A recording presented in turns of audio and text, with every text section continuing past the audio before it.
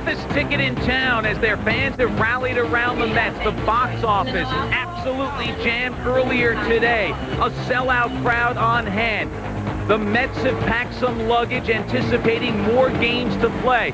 But they want to take care of business first, and that's a win. If they win, there will be more action for New York in 1999, and this place is packed. Shea Stadium, Mets and Pirates, final game of the regular season, everything on the line. All with you from Shea Stadium in New York, and we welcome you to the most unique baseball afternoon in the regular season history of Shea Stadium.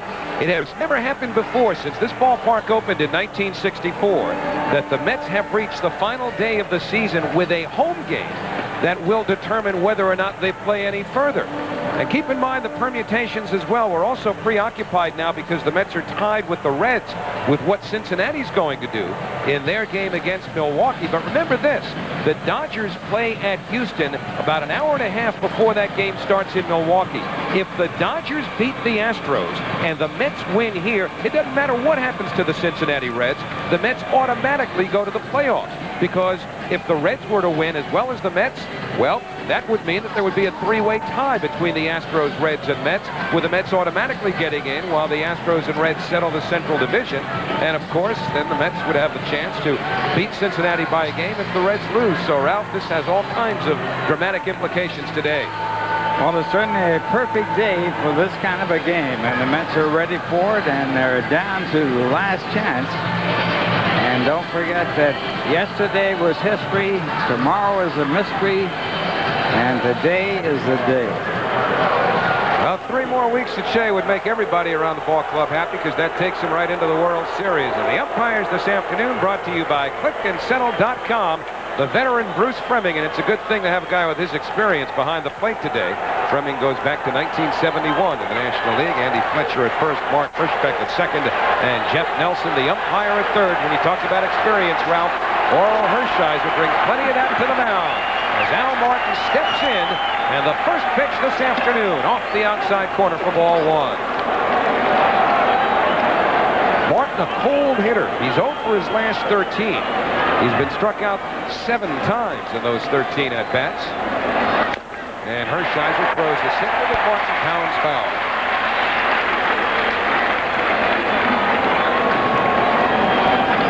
Orel Hershiser knows all about this kind of pressure, of course, from postseason appearances. In fact, here at Shea Stadium, he was warming up 2 nights ago for a possible 12th inning appearance. And that's exactly where he wound up pitching against the Mets for the Dodgers to pick up a save in Game 4 of the 1988 LCS. Off the outer edge, 2-1. One thing to remember, if Hershiser should get into trouble early this afternoon, according to Bobby Valentine and Dave Wallace, the first pitcher out of the bullpen is Octavio Dotel. 3-1 to Martin. Al Leiter is on standby for tomorrow, should there be a 1-game playoff in Cincinnati, or in fact to start the division series in Arizona. Ball 4. Oh, Al Martin draws a walk on a 3-1 pitch from Hershiser. And the rest of the Pittsburgh Pirate lineup for this afternoon. Abraham Nunez coming up now. He's the shortstop. To be followed by Brant Brown, Kevin Young, Warren Morris, Aramis Ramirez, the rookie Chad Hermanson, with veteran Joe Oliver behind the plate. And a one-time #1 overall draft pick, Kris Benson, on the mound. The one thing about Orel is the fact that he has had some problems with control. Nice bunt by Nunez. Ventura will have to hurry, and he gets it there. Outstanding play by Robin Ventura. Well, the Pirates lead the league in sacrifice bunts. That was her 87th of the year. And right now playing for 1 run in a ball game that means everything to the New York Mets. Good play by Ventura to get the out. And on the sacrifice, a runner in scoring position. The defense for the Mets in the outfield, Henderson in left field, Hamilton in center field, Cedeno in right. Robin Ventura at third base, Ordonez at short, Alfonso at second, and Olerud at first with Piazza doing the catching. So the batter now, Brant Brown. Brown has some power. 16 homers, 58 runs batted in, and a little dribbler. Ventura with a long throw. 2 men away. Well, the Mets infield, of course, well recognized as the best infield in baseball. And for the first time in National League history, the third baseman, the shortstop, and the second baseman will lead the National League in fielding. It has never been done before with the third baseman, shortstop, and second baseman. Ventura, Ordonez, and Alfonso have been that good. You know about Ordonez's record 98-game errorless streak. Now Kevin Young. Young, 26 homers, 105 runs batted in. And a few people left in this depleted Pirate lineup with real punch. So Hershiser works them away, 1-0. This team is missing its catcher, Jason Kendall, Brian Childs, who had a huge year coming over from Cleveland, and Ed Sprague, 3 big bats. Gene Lamont's club is forced to play out the string, but they're going to try to drive the Mets crazy this afternoon. The runner goes as Martin breaks to third. The pitch taken for ball 2. A stolen base for Al Martin. He gets his 20th stolen base. The interesting part of this first inning is the fact that they would play for 1 run. You would think that the Pirates, having nothing to lose, would try to get some big innings. But they sacrifice, and now the runner is at third base. Young fouls it back, 2-1.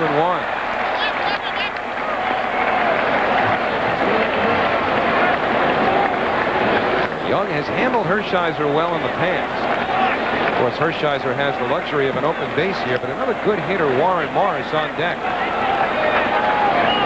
Now, we always hear Tom Seaver talk about looking at a lineup before the game and determining, all right, which guys are going to beat you in this lineup. There aren't many right here for the Pittsburgh Pirates, but Young and the on-deck batter Morris are 2 of them. There are certainly 2 to consider. There's no doubt about that. Swing and a miss, 2-2.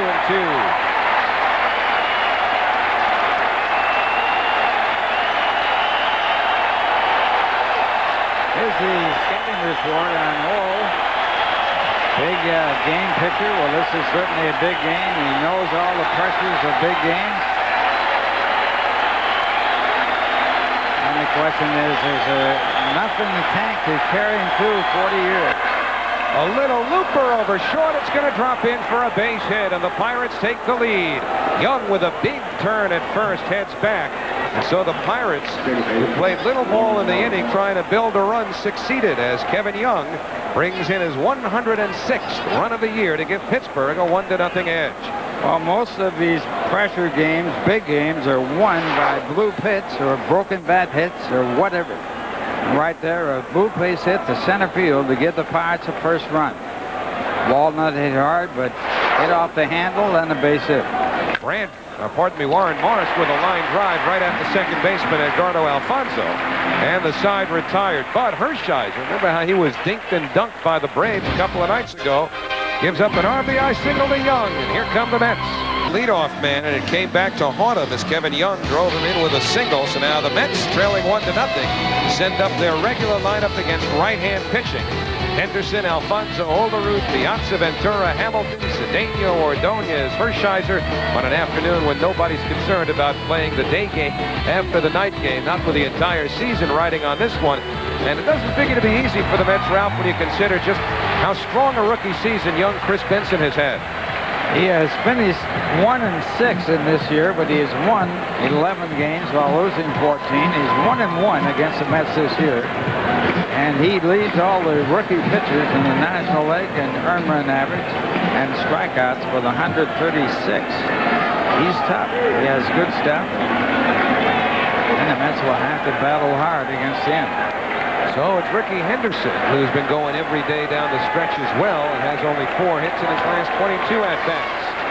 Henderson, Alfonso, and Olerud. And Benson is below the knees, 1-0.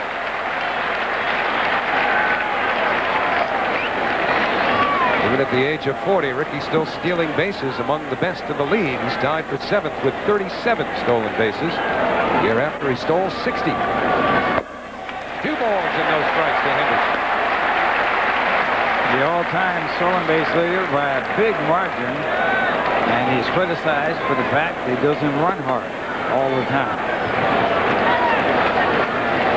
We have seen that on a number of occasions just over the last couple of weeks. Off the inside corner, 3-0.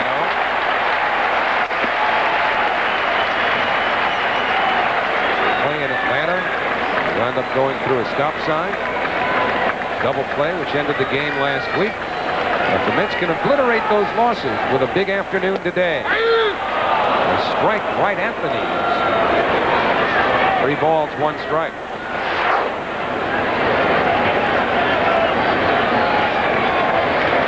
He'll sink that fastball, very similar to the way Orel Hershiser does it. Benson at this point will throw harder than Orel. It's that one up to 92 as Henderson swings through it. A full count now. You should say it's fair, Ralph, that Benson is sort of a latter-day version of Orel Hershiser, huh? He has certainly got a chance to have some good years in the game of baseball. Off to a wonderful start in his rookie year. Could be the rookie of the year as a pitcher. And the payoff pitch. Henderson protecting away, fouls it off. He was magnificent, Benson was, against the Mets when he hooked up with Hershiser here at Shea on the 27th of July. Pirates won that game 5-1. Benson pitched a complete ball game.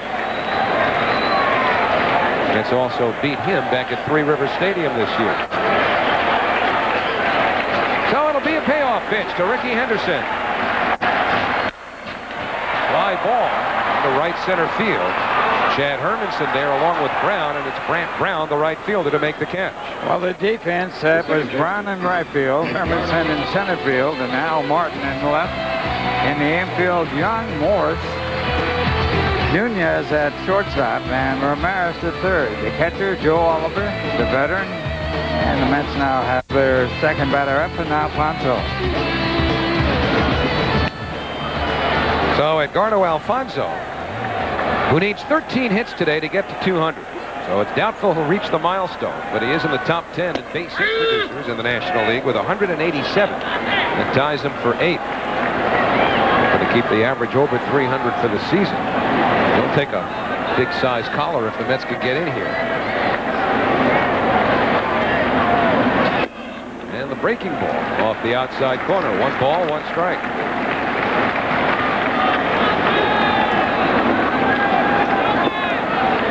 The highlight for Alfonso this year, that big 6-for-6 night in Houston.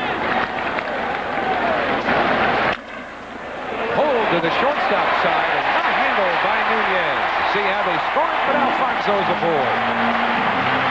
Well, that should go as a base hit. He had a very difficult throw to make from deep short if he had fielded the ball. So the Mets get a base runner on as they trail 1-0 here in the first inning. Nunez unable to find the handle and scored a base hit. Well, the Mets have the tying run on with 1 out, and John Olerud coming up. Now, you know, Benson's probably going to feed him a steady diet of sinkers here. Olerud with a propensity for hitting the ball into the ground. 22 ground ball double plays this year. The Pirates back at short and second. And the fastball inside 1-0. You know, it's really amazing that a pitcher as tall as Benson is and throwing over the top can sink the ball. It's something that is very natural for him. Usually sinker ball pitchers throw at 3/4 or sidearm.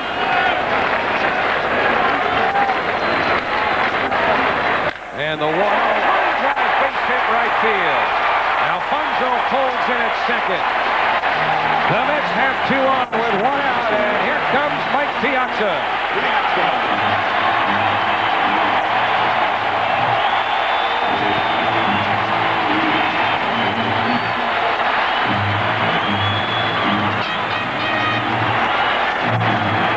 Piazza with 2 home runs in this series and 7 in the month of September, a total of 40 for the year, and he has set a club record for runs batted in at 124. Alfonso at second, Olerud at first.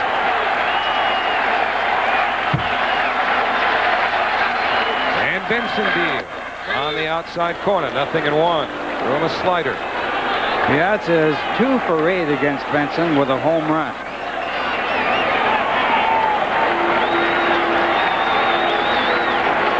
Pirates playing deep and straight away in the outfield. Back hoping for 2 on the infield. No speed to speak of aboard. Alfonso at second, Olerud at first. Fly ball, right field. Grant Brown right there. Alfonso tags. He'll go to third. Olerud back to first. Piazza hit it hard, but now there are 2 men away. Runners at the corners for Robin Ventura. The game of baseball is really a strange game.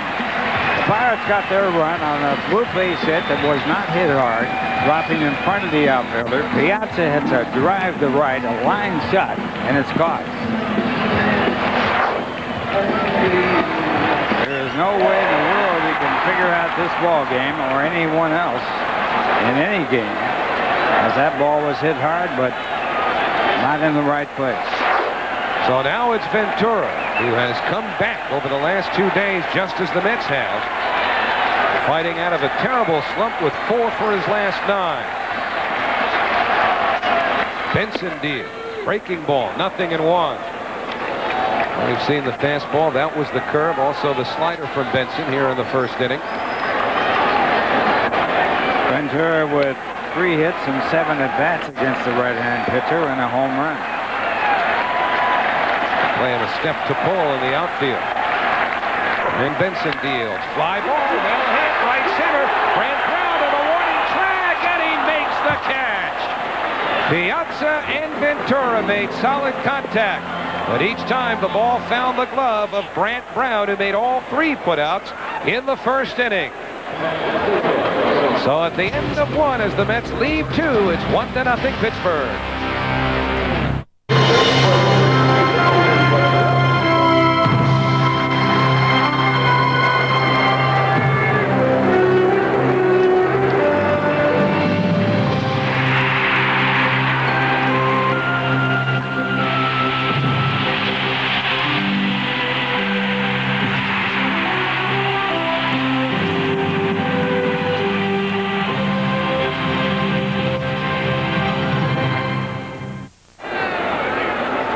Nothing Pittsburgh as we start the second inning. Aramis Ramirez, Chad Hermanson, and Joe Oliver to face Orel Hershiser. 1 ball, no strikes on Ramirez.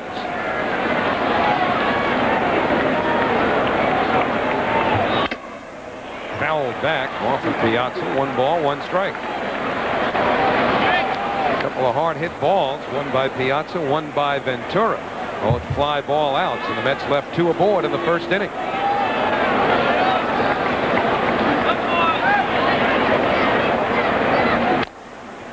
Fouled away, ball and 2 strikes.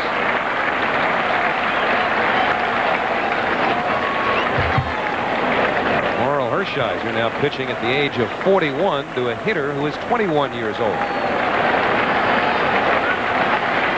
All with a record of 14 wins and 10 losses in his career against the Pirates. Chopper, Ray Ordonez right there, and there's 1 out. The center fielder, Chad Hermanson. So Ramirez gone. It'll bring up the rookie Chad Hermanson. One thing about Hershiser this year, Ralph, even if he has struggled early, be it with his control or with allowing base hits, he's shown a capacity for settling in quickly and still toughing out 6 or 7 innings. Fouled away here by Hermanson, 0-1. But again, the long man today, the Mets have to go out there early, is Dotel. Well, the Mets have only 1 game to win, and that's a game here today, so they will go to that bullpen if they have to. There's no room for a lot of patience. Line foul. No balls, 2 strikes now to Chad Hermanson. Did you ever get to play in one of these even as a spoiler against a team that needed to win the last day of the season? What was your approach that you did? Did it mean a whole lot to you? I hold the record for playing in games where you could be this one. See, I'm trying to be nice. I know you never had one on the other side. Little dribbler foul. But, I mean, did you ever play a game on the final day of the season, as best you could remember, against a team that absolutely needed it? And did their plight bring out a little more in you? I think it's easy to play against a team that's fighting for something when you have nothing to win or lose. And the Pirates really are going to be about as loose as they can get because they don't really care whether they win or lose. Chad Hermanson down on strikes, 2 away. Did you feel, though, as though you'd accomplished something? Did you knock the team out of contention? I don't think ball players really get into the game that deeply. I think they just go through their routines. I think that's overplayed. And when it comes down to the last days of the season, most ball players have their engines running on the car when they park it to come to the ball game. Joe Oliver pops one foul outside first. Olerud hoping for a play, but it's not there. You check times of games during the course of the regular season. You might want to compare what you see over the first 161 with what you see on the last day of the season, particularly when two teams that aren't going anywhere but home are playing. I'm going to get a couple of 2-hour jobs today. A lot of first ball hitting. 0-2 now to Joe Oliver. In 1920, the Pittsburgh Pirates had a triple header, the only one played in this century, to play in the last day of the season. It was against the Reds, and the Reds won the first game, 2, and the Pirates won the third game after 6 innings when it was called the darkness. Well, you had to figure that in those days with no lights. I mean, unless they started the first game about 8 o'clock in the morning. What were the chances they were ever going to get 3 in? It was pretty slim. There was no doubt about that. And, of course, 3 games in 1 day is amazing. And it was done once. Should be noted, those were the days before the Players Union.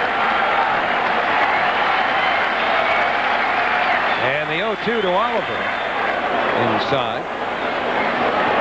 Joe Oliver, of course, has postseason experience after a magnificent performance with the Cincinnati Reds, helping them to the World Championship in 1990. Big base hit, which I believe won the second game of that 4-game sweep of the Reds over the Oakland A's. 1-2 to Oliver. He went, side retired. 2 strikeouts for Hershiser as he gets the Pirates in order in the second.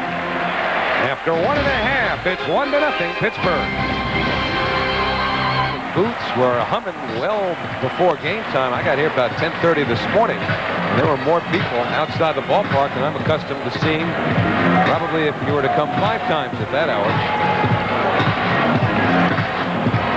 The situation has inspired a lot of artwork, Ralph, just like the old days when the banners were hanging all over the place here. Well, the banners started back at the Polo Grounds in 1962 and 1963, and the crowd here is very quiet right now as the Mets are retreating by a score of 1-0. Casey Stengel used to call them placards. Yep. Darryl Hamilton, Roger Cedeno, and Ray Ordonez for the Mets against Kris Benson here in the second. The other games of interest, which is to put it mildly, start later. 2-0 to Hamilton. The Dodgers and Houston begin in about a half hour. And the Reds and Brewers begin at about 4 o'clock Eastern time.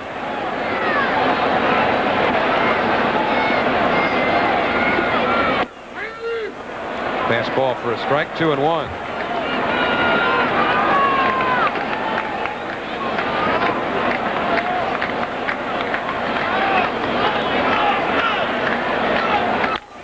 Line drive, right at the shortstop Nunez, 1 away. That's 3 hard-hit balls by the Mets in a row with nothing to show for it. This copyrighted telecast is authorized under television rights granted by the New York Mets solely for the private, non-commercial use of our audience. Any publication, reproduction, retransmission, or other use of the pictures, descriptions, and accounts of this game without the express written consent of the New York Mets is prohibited.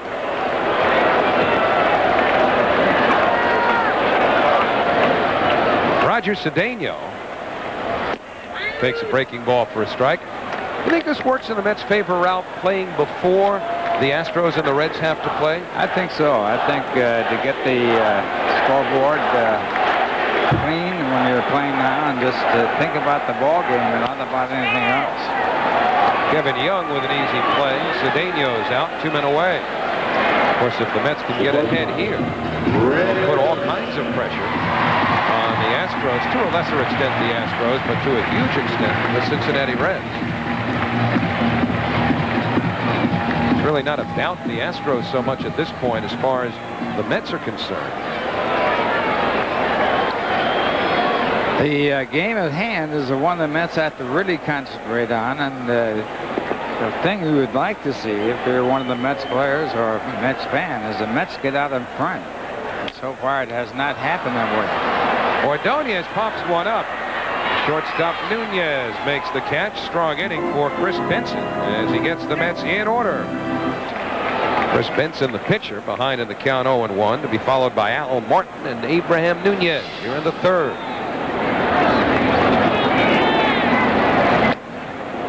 Inside, Benson with 10 hits and 64 at-bats, and this is first year in the big league. 10 hits, a good mark for a pitcher. It means you played a lot of innings, because to get 10 hits means you got to pitch well. The club actually is putting together a pretty good young pitching staff. We've seen Jason Schmidt and Francisco Cordova in this series. 2-2 to Benson. The Mets didn't see their winningest pitcher this weekend. Todd Ritchie, who's won 15 games under the tutelage of Pete Vukovich. His pitching coach for the Pittsburgh Pirates. Has he seen enough of Benson with the bat, huh? 2 swings and he's balanced. Still 2-2.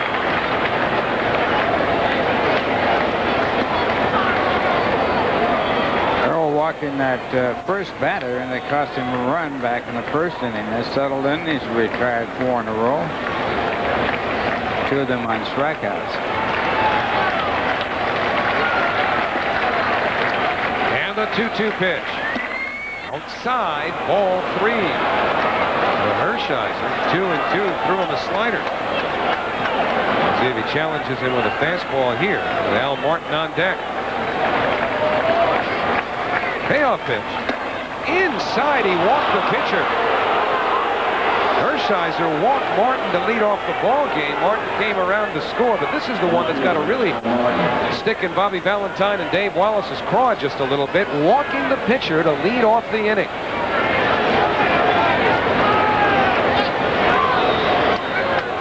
Now Martin will be the batter. Been bothered by neck and shoulder spasms lately, contributing to that 0 for 13 we talked about. They're not going to waste much time. Dave Wallace on the phone to the bullpen. Ground ball. Alfonso spins to get one. Double play! How do you like that one? Oh my, what a play by both Alfonso and Ordonez, and an argument at first, but the call was out, and the Mets turned 2. Ordonez with a great pivot at second base. Joe Jones isn't giving this up yet. Gene Lamont's taking it up now. First base up, one of the new ones, Andy Fletcher.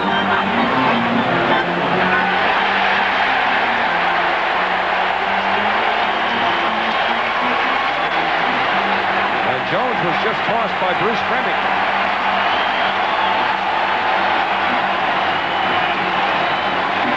Low bridge, too, for Benson. Ordonez almost blocked him with that throw.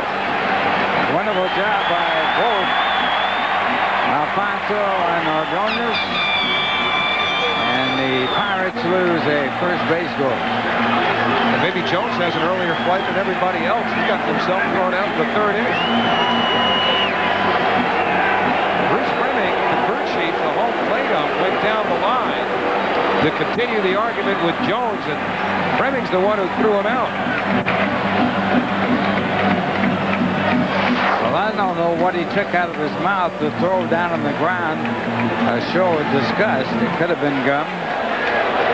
But that was the action that got him kicked out of the ball game, as Joe Jones did the unthinkable thing of showing the umpires up.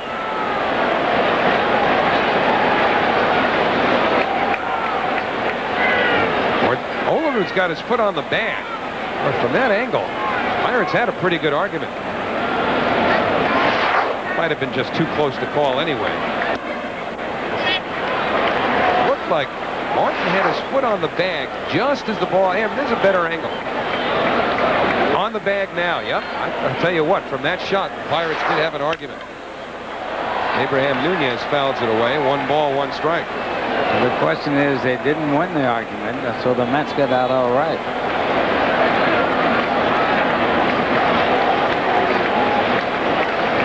Well, Martin rounds into the double play. 2 out, nobody on there.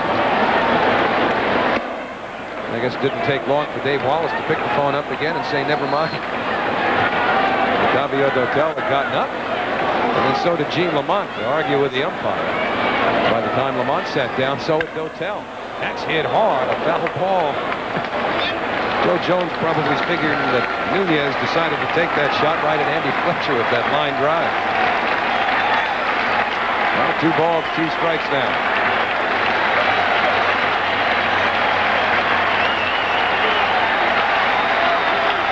Some standing and sitting out there today, too. Mets aren't going to wait long.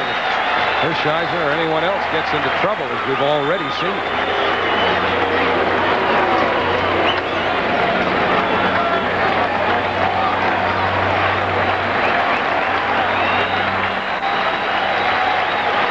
And the 2-2 pitch. And a miss, he got in. 3 strikeouts for Hershiser. This time he gets away with walking the leadoff man. 2,000 strikeouts in his major league career. 203 wins and 2,000 strikeouts. By the numbers, a borderline Hall of Famer. And interestingly, the person he's most compared with, when you start talking about Hall of Fame credibility, is Don Drysdale, which is ironic because of the record that Hershiser broke belonging to Drysdale. He broke Drysdale's 58 scoreless inning streak when he went 59 innings against San Diego on the last day of the year. That ball game lost by the Dodgers in extra innings, but Orel got the record and pitched 10 innings to get the record. The 1-1 to Hershiser. Fouled straight back. Benson in front. 1 ball, 2 strikes. They've been doing this here for 35 years, too. Watching from that subway platform. I'm pretty close to selling this place out. And Hershiser lets go of the bat while Oliver, the catcher, holds on to the ball. 1 man away. First strikeout for Benson.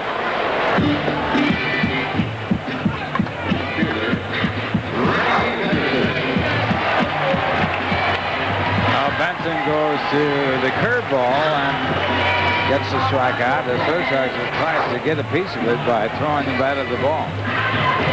Best ever saw doing that, throwing the bat at the ball on purpose and fouling the ball to get in a base hit was Dixie Walker, who played many years ago for the Brooklyn Dodgers.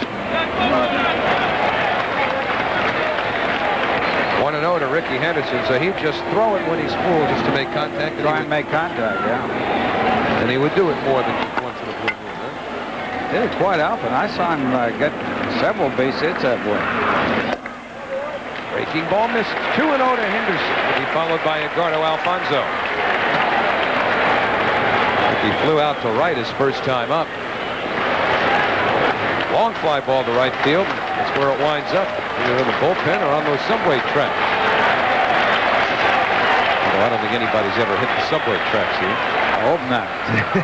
At 2-0, outside and low. You know, Willie McCovey came close to that. I shouldn't say the tracks, the platform. Willie McCovey came close to that platform once.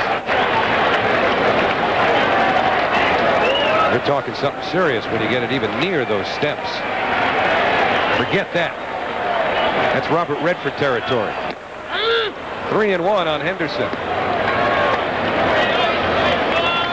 So Ricky trying to break that 0 for 13 here. Just as Robin Ventura's busted out of a slump this weekend. Robert Redford went to the same high school as Don Drysdale. And the 3-1 pitch. Fly ball, center field. Hermanson over. 2 men away. The second baseman is Edgardo Alfonzo. after today's game. Make sure to keep it here on Fox Sports Net for the show that a generation of Mets fans grew up with as Ralph returns to that classic post-game show, Kiner's Corner, immediately following our telecast. Don't miss it, because we'll have post-game interviews and reaction from however things shake out this afternoon. Kiner's Corner today only on Fox Sports Net. Edgardo Alfonso singled off the glove of the shortstop Abraham Nunez his first time up.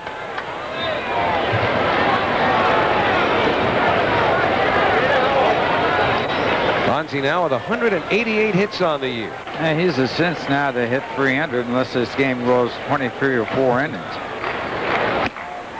Upstairs, 1-1. And the Mets have done that before. They played the longest game to a decision against the Cardinals when they went 25 innings. The longest game ever played was a tie game between Boston and Brooklyn. They went 26 innings. Breaking ball fouled off. 1 ball, 2 strikes to Alfonso. Of course, most of those early marathons, Ralph, somehow worked out. Ed Sudol was the home plate umpire. He was in all the Mets long games. Home plate umpire, Ed Sudol. The umpire in the Mets' longest doubleheader in the history of baseball. That was against the Giants in 1964.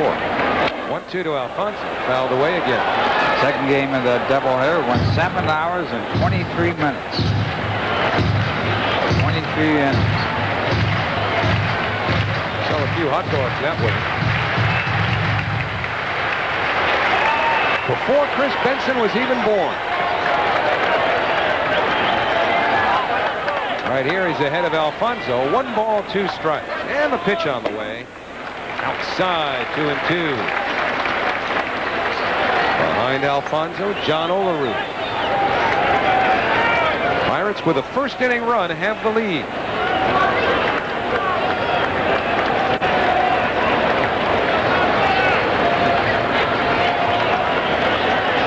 And the 2-2 to Alfonso. In the dirt, full count. Well, Alfonso, as he's done so often this year, extends to a full count, which is something Bobby Valentine thought the Mets were not doing enough of during that period where they'd lost 8 out of 9. Said they weren't working pitchers enough and that they were too anxious, over-anxious to the point where they lost favorable counts that they had been able to build so many times earlier this season. Payoff pitch, little dribbler. Nunez gets pretty nice hop and throws out Alfonso. So the Mets go in order in the third. Fran Healy will take you through the next 3 innings. At the end of 3, 1-0, Pittsburgh. Stadium now, it's time for our Aflac trivia question. Who hit one of the most memorable home runs in baseball history 48 years ago today? We'll have that answer next inning. We have a 1-0 ball game here at Shea Stadium, top of the 4th inning. Who are you going to guess? Teammate of his was in the booth that day. Buddy Kerr. Buddy, a great shortstop with those old New York Giants. Grant Brown hits a fly ball to center field. Hamilton calling for it and makes the grab. 1 down. That'll bring to the plate the most dangerous hitter on the Pirate Ball Club, their first baseman, Kevin Young. Kevin Young, batting .298, is 1 for 1, an RBI single in the first inning. Well, you can feel the tension in the air this afternoon here at Shea Stadium. Hershiser misses outside, 1-0. Scouting report brought to you by Sports Authority, Ralph. Pretty good ball player, and at one time he was the highest paid player on the Pirate team. Doesn't really say a lot. He signed a contract for $2.6 million. 2-0 on Young. High fly ball. Ventura taking charge. Ordonez taking charge, and the ball comes down, and it's in Ordonez's glove. Hershiser ran out to get somebody out of it. He almost ran into Ordonez. 2 down. Well, here's Ray coming up to the ball, making the call, I got it. And Orel backing away, and when you say, let the sure man have it, Hershiser, who is a good fielding pitcher, has to back off. Plus, you're not sure who's the surer man. You got Ordonez and you got Ventura. I think I'd take Ordonez even at that. And Ordonez very aggressively pursuing that ball as Warren Morris fouls off the first pitch of Hershiser. Morris 0 for 1. He's batting .289. In a real solid year as you look at our in-game box score. Kevin Young with 1 hit. It's 1-zip. The Pirates on top of the Mets, top of the 4th inning. Morris gets jammed. Easy play for Alfonso. That'll do it for the Buccos here at the top of the 4th inning. We go to the bottom of the inning. And for the Mets, to the Olerud, Piazza, and Ventura. Hershiser taking charge. Question again, Ralph. Well, 48 years ago, a home run that you won't forget. Bobby Thompson with a home run off Ralph Barranca of the Brooklyn Dodgers to win the 1951 season for the Giants. And the Mets are hoping for the same type of home run today. Thanks for a great season to the Mets, regardless. A lot of excitement out here at Shea Stadium. It's 1-zip. The fans getting into this ball game. John Olerud leads it off, takes a breaking ball down low from Kris Benson. 1-0 on Olerud. Mets are facing a real good young pitcher. He threw a masterpiece here at Shea Stadium last time in town. Fastball misses up high, 2-0.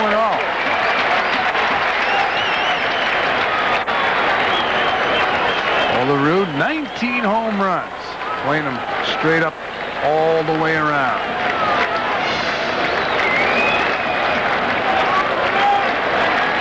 Joe Oliver doing the catching this afternoon for the Pirates. Fastball is popped up and out of play. 2 balls, 1 strike. Olerud will be followed by Mike Piazza, who hit his 40th home run in last night's ball game, and then Robin Ventura. There's Big Mike.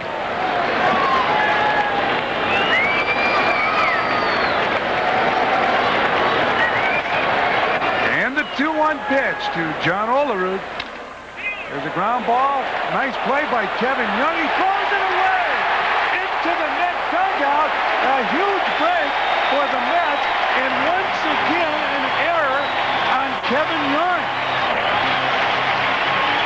Oh, what a break for the Mets. Kevin Young making a very crucial error in yesterday's ball game, and right here makes a great stop. But tries to throw while he's still on the ground and throws the ball into the dugout. And the Mets got the runner at second base, and he represents a tying run. Nobody out. So John Olerud, who would not have been, he would have been thrown out at first. Plus, he does not make it to second base if the ball doesn't go into the dugout. Olerud is on second base. Mike Piazza is the batter. So Kevin Young, with more errors than any first baseman in the National League, makes a big error here this afternoon. I don't think they gave Olerud a base hit in that ball. Down low, ball 1. That is really tough scoring because he made a great stop and tried to throw him out while on the ground. And I would score that a base hit and an error for allowing the runner to go down to second.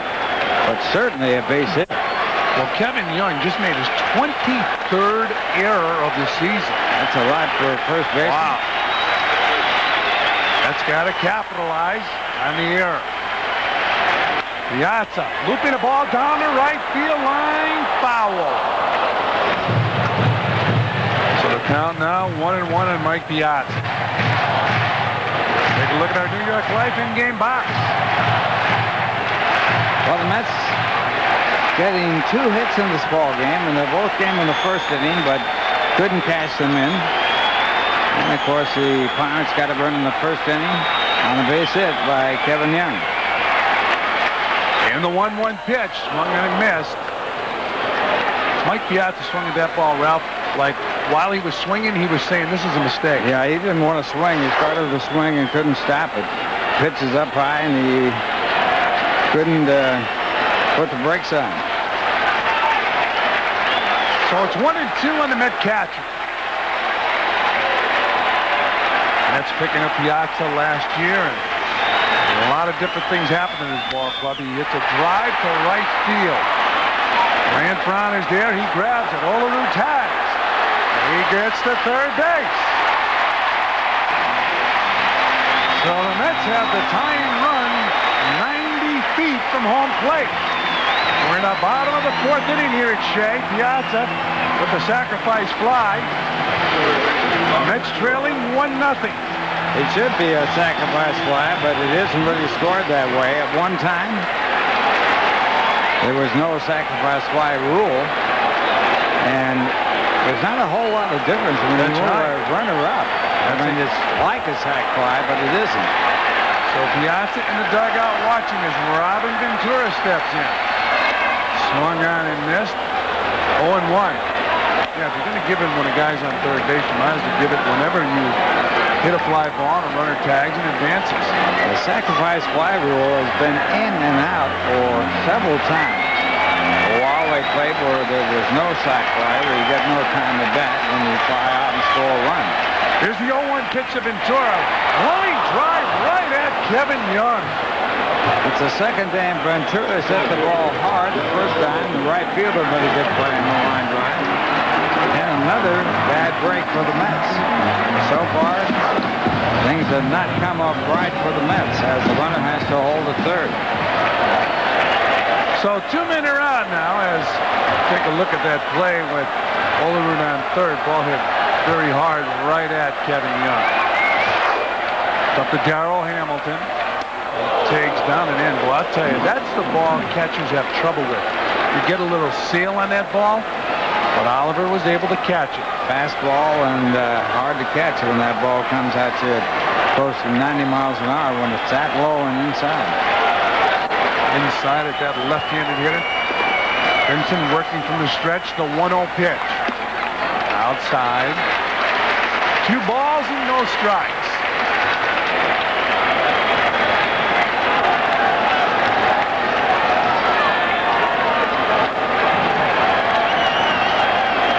Olerud on third. Benson at the stretch. 2-0 pitch. Pulled foul. A lot of things happen to your nervous system when you're playing in a game that's this important.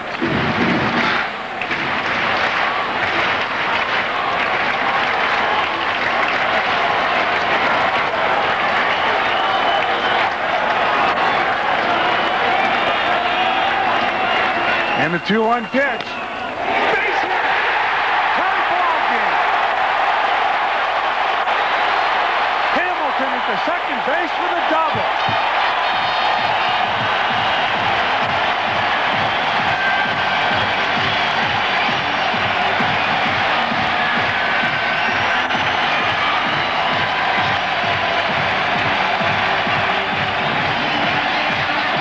The Mets get their first break in the ball game as Hamilton got jammed with that pitch. But he hit it down the line for the 2-base hit, so both runs now, one for the Pirates and one for the Mets, coming on balls that were not hit well. And Roger Cedeno will be the batter now with the runner on second base. 2 men out, 4th inning. Swung on and missed. 0-1 on Cedeno. So John Olerud, who reached on a costly error, costly for the Pirates, maybe costly for the Reds. Kevin Young making his 23rd error of the season. Olerud scoring the tying run. Here's the 0-1 pitch. Down low to Cedeno. 1 ball and 1 strike.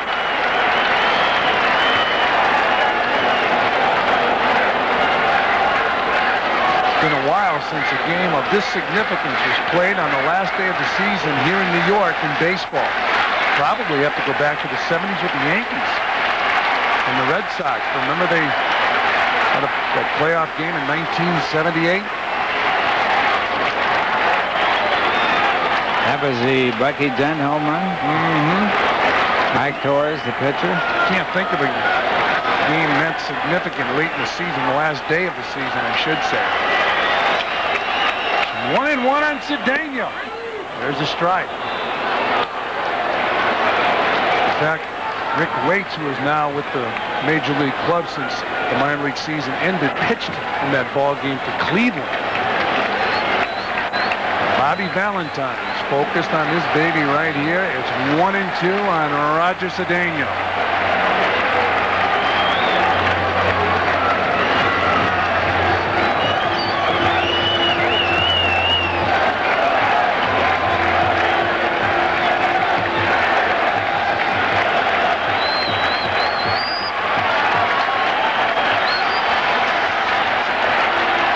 And a 1-2 pitch.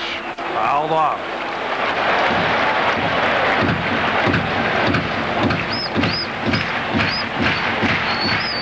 Amazing. There's no way that you can really relax yourself. Of course, if you get a lead, that could relax the ball club. Pirates playing really for very little, except trying to get a respectable record. Well, they're 78 and 82, so. Cedeno pops the ball up. Ramirez looks at it drifting to the crowd, not a play. Absolutely gorgeous day here at Shea Stadium.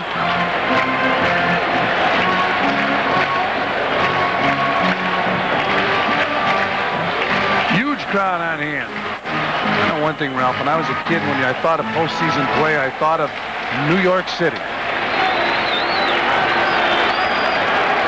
Well, back in the late 40s when the Dodgers and Yankees played those tremendous series.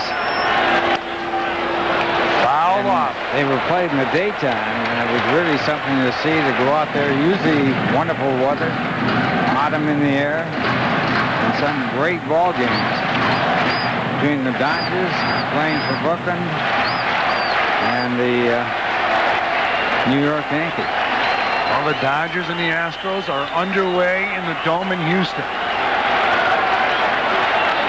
Hamilton leads off second base, 2 men out, bottom of the 4th inning. Kris Benson getting a sign from Joe Oliver. Time is called by the home plate umpire, Bruce Fromming. Bruce, one of the better umpires in baseball. Sometimes you can only watch a game like this with one eye open. And a 1-2 pitch to Cedeno. Pulled foul again. So we'll do it again at 1-2.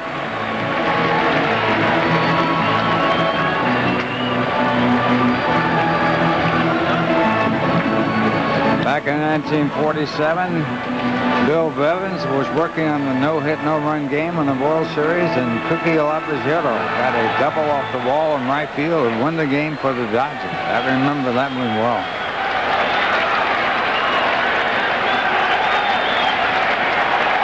Faces of the Mets.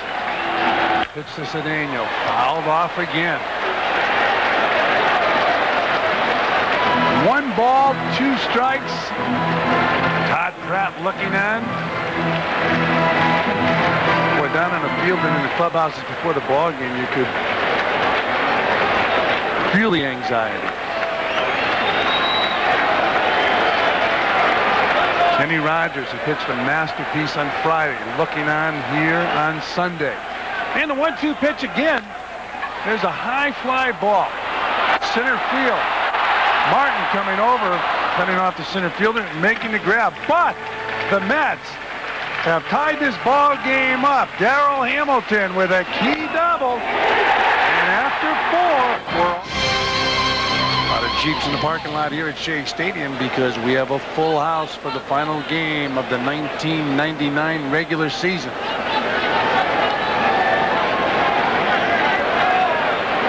Tied at 1 as we go to the top of the 5th inning, and Ramirez pops the ball up. Easy play for Alfonso. 1 down. So Ramirez now 0 for 2 in this afternoon's game. Sort of a unusual type game for Orel Hershiser. He has had only 3 outs on the ground, and all the rest of them, other than strikeouts, have been in the air. He's a sinker ball pitcher, but a lot of 5 balls. He'll face Chad Hermanson with 1 man out here in the 5th. Hermanson takes a strike. Hershiser with 203 career victories.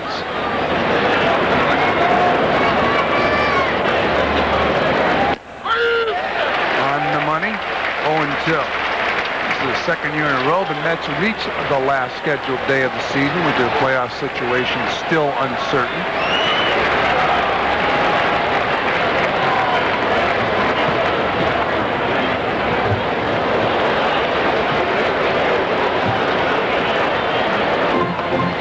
Of course, the one year, in 1973, the Mets won the National League division, beating the Cubs. On a day after the official season was over, the game on Sunday to end the season was rained out, and they had a doubleheader on Monday, the following day, and they played the first game and won, and they gave them the championship. The second game was called because of rain. Fouled out of play. 1-2 on Chad Hermanson.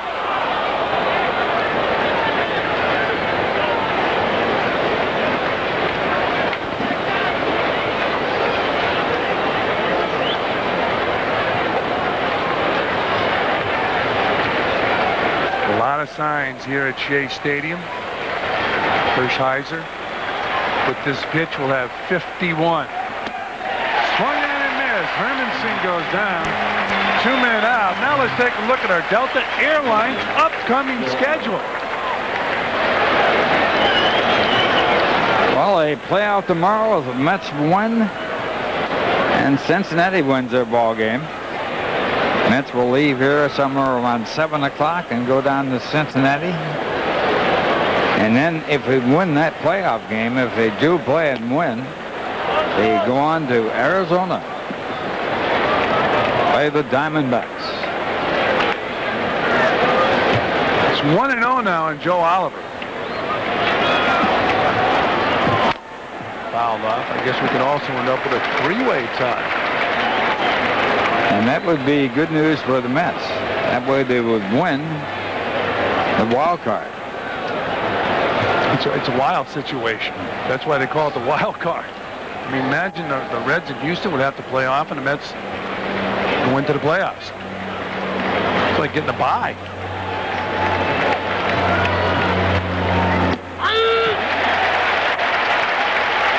Good breaking ball right there, 1-2. Now here it is in the clubhouse. Bring luggage for 3 days to the bullpen. Cincinnati, we leave Sunday night. If Arizona, we leave Monday at noon. Outside to Oliver, 2-2. It certainly makes it extremely exciting when you come into the ballpark with your luggage. You don't even know if you're going. That's right. Charlie Samuel was scrambling yesterday and getting everything done.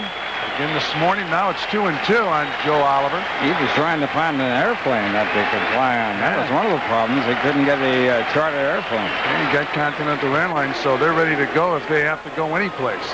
Here it is, 2-2 on Joe Oliver.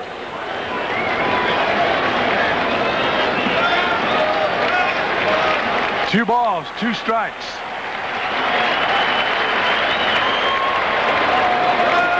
Two men are out.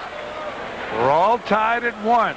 Hershiser, the old man against the kid, Kris Benson.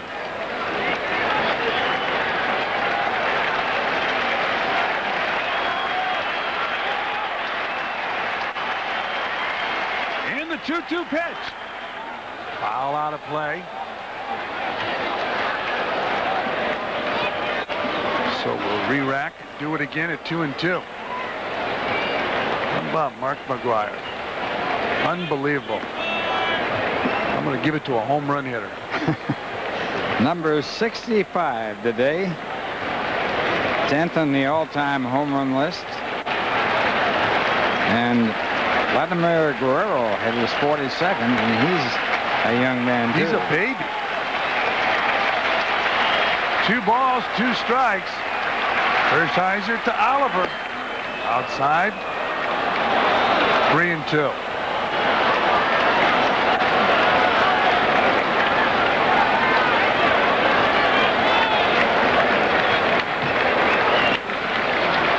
There was never a doubt. Milwaukee Brewers fan club. 3-2 pitch. High fly ball down the left field line. Foul. Think he was guessing fastball? He was out in front of that pitch, looking fastball, pulled it foul. Veteran catcher picked up when Kendall was on the disabled list for the season. Been around a long time. He was in the minor leagues when they picked him up. Oliver right now batting .205. Once again, the 3-2 pitch. It's on top of it. Hershiser to first. Nice play. That'll do it for Oliver and the Pirates here in the top of the 5th inning. Hershiser so far throwing the ball very well and playing excellent defense. After 4.5, we're all tied at 1.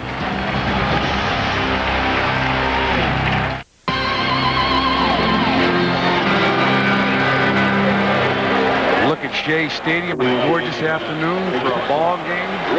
It means so much. And the crowd really pretty quiet here so far today. That's a nice sign right there. Well, it's been a great year for the Mets. It really has. 95 wins. Al Davis, just win, baby. Al, a New Yorker, big baseball fan, owner of the Raiders. We're at the bottom of the 5th inning. Ray Ordonez facing Kris Benson. Takes the breaking ball for a strike. Boy, the fat lady's been taking some heat here the past couple of days. She's got laryngitis, so she might not be singing today. Here's the 0-1 pitch down low to Ordonez. 1 ball and 1 strike. Of course, that's an old saying. The game is not over until the fat lady sings. And it was really a parody when Kate Smith used to sing after the game was over. Outside, 2-1. Kate Smith, one of the great singers of all time.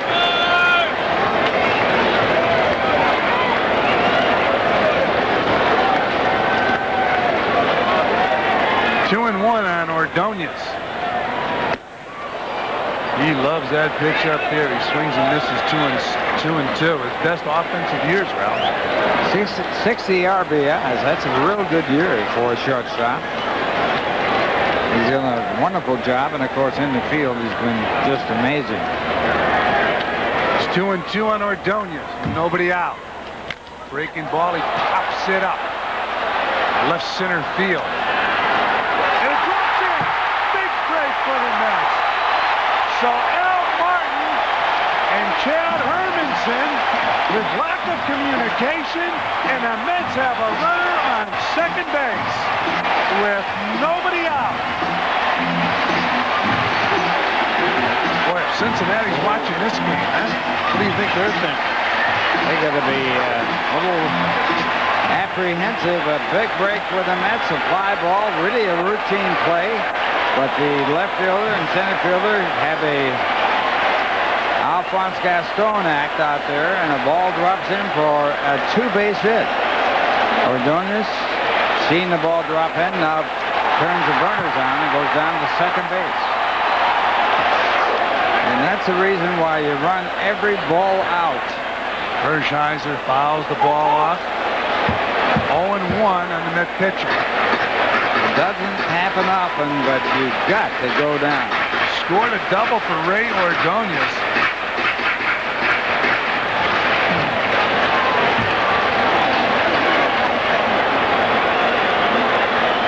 Gene Lamont wondering how Ordonez got on second base. We practice communication, I'm sure Gene Lamont is thinking. Kevin Young way in. Hershiser missing is now 0-2. It's almost, you know, with Young coming that far down, as hard as he's coming in with 23 years, what if you just push it hard out? Well, the one thing about Hershiser, he has the capability of faking the bunt and hitting the ball away on Young right on top of him. Of course, he has 2 strikes now. I doubt if Young will charge that quickly. See Young on the grass. Ramirez, third baseman, has to be thinking wise. There goes Ordonez to throw. Not in time. So Hershiser's out, but Ordonez steals third. Ray with his 8th stolen base, and that could be a big one for the Mets. It's a called strike 3. Ordonez getting the break of a ball in the dirt, and the tag is made just a shade late. When you catch that ball in the dirt, you have to come up to catch it. Yeah, that's what happened. And that's what happened. You have to give with it, and when you give with it, you come up, and then you got to bring it back down. Ordonez is the only guy I've ever seen that doesn't have to do that. We'll see. Just enough time, the ball had to be trapped on the up catch and then back down again. They got underneath the tag. And Ricky Henderson fouls off the first pitch from Kris Benson. Henderson in his ball game 0 for 2.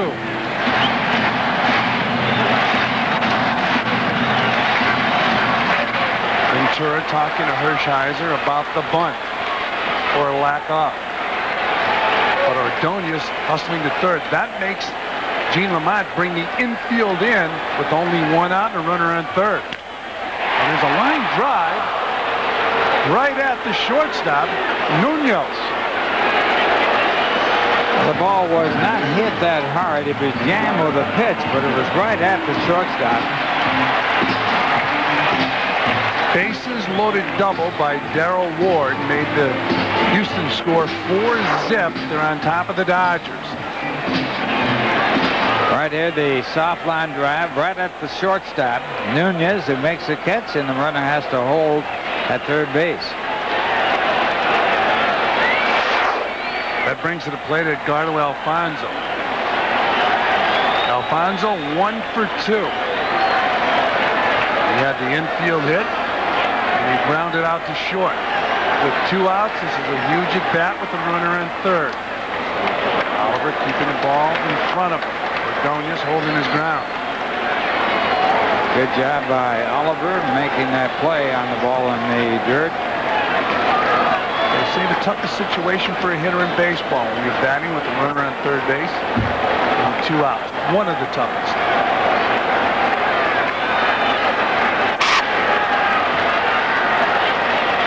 The 1-0 pitch. Fouled back. Alfonso getting jammed.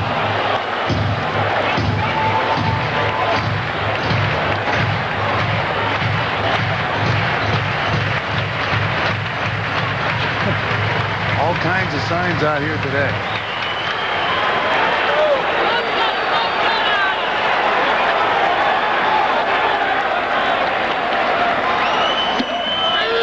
Good fastball for strike 1 and 2. You got to like this right-handed Kris Benson. His record is 11 and 14, but he has pitched better than his record.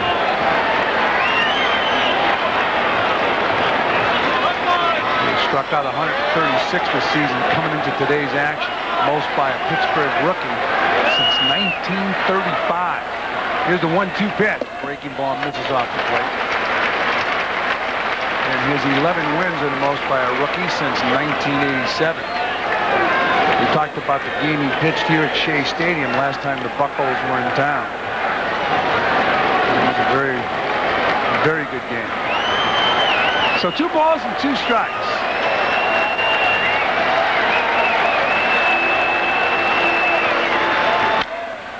Foul off. Shadows are starting to creep up in front of home plate, and of course that makes it difficult for the batters. And not quite up there yet, but right on the area. I wonder, will the shadows have an effect on the outcome of this ball game? The sun already has had an effect, especially if Ordonez scores. And the 2-2 pitch. Old foul.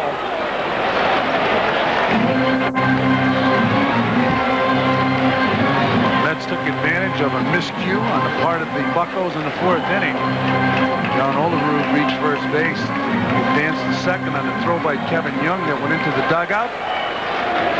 Came around to score a double off the bat of Darryl Hamilton. So once again, this inning, Ordonez reach, it wasn't an error, but the ball should have been caught. Alfonso fouls it back, 2 balls and 2 strikes. I showed you the Houston score, 4-zip against the Dodgers during the 1st inning. Cincinnati and Milwaukee a little bit later on this afternoon. We'll keep you abreast of all the scores right here on Fox Sports Net.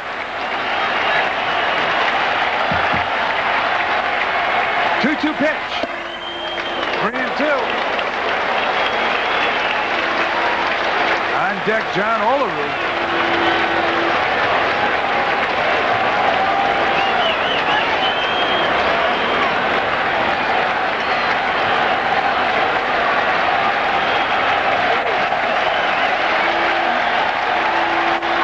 Kris Benson's 81st pitch.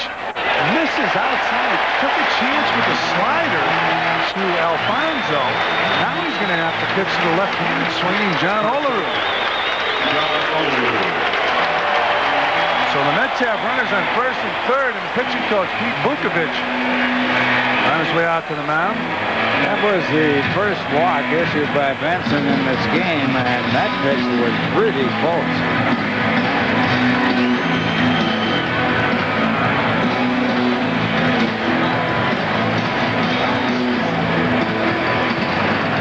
The 3 outfielders are grouped in center field.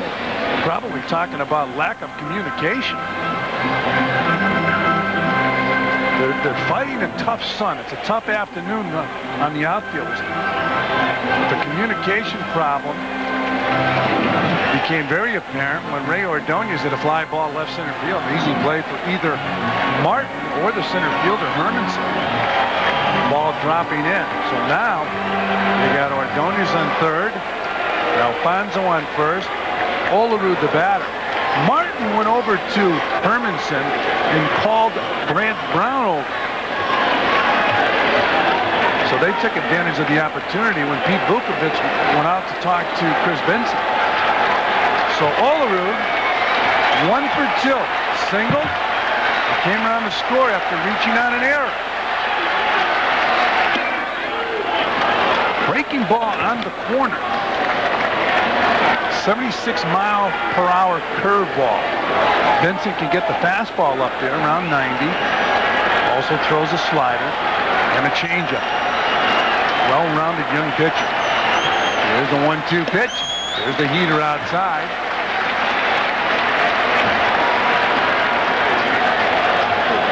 Brant Brown is certainly familiar with fly balls. He made a really serious error, dropping a fly ball while playing for the Cubs in center field last year. And the 1-2 pitch. Breaking ball outside, I should say. It's now 2-1. His error cost the Cubs a very important game. So he's been there.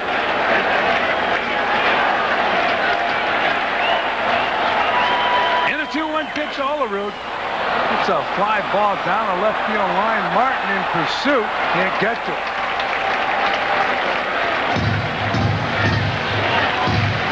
How important can an error be in a ball game? We'll go back to the 4th inning, Ralph. Well, the ground ball down to the first baseman, and he makes a great stop and then throws it away, and it's a 2-base error. And Olerud gets down to second base and scores on a double by Hamilton. Runners are on the corners. 2 men out. 5th inning. Mets and the Pirates are all tied at 1. Pulled foul. Well, this place has been hopping since early this morning. Big crowd outside waiting to buy tickets. Tremendous walk-up crowd today. were here early this morning, we showed you the note on the bulletin board or on the board in the clubhouse about their luggage. So they had to bring their luggage, ready to travel. Where to? They're not sure. 2-2 pitch. There's a looper down the left field line, but foul.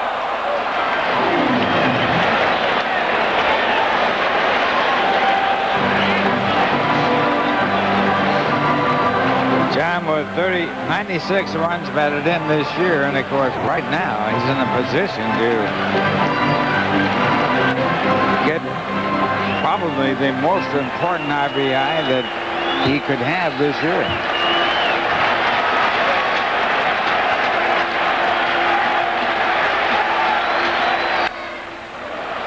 Fouls another pitch off. Staying alive. John Olerud's version. And in the Met bullpen, they have some action. Dennis Cook will start throwing. So we are assuming that Orel Hershiser said something to Dave Wallace or Bobby Valentine or Fred Healy in the dugout.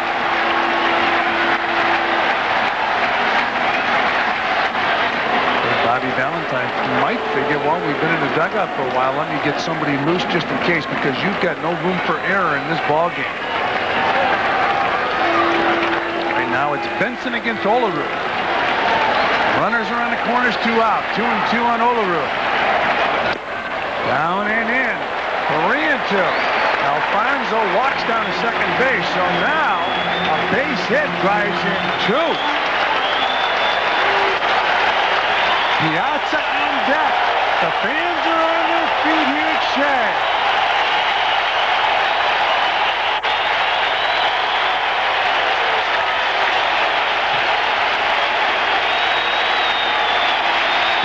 Pitch.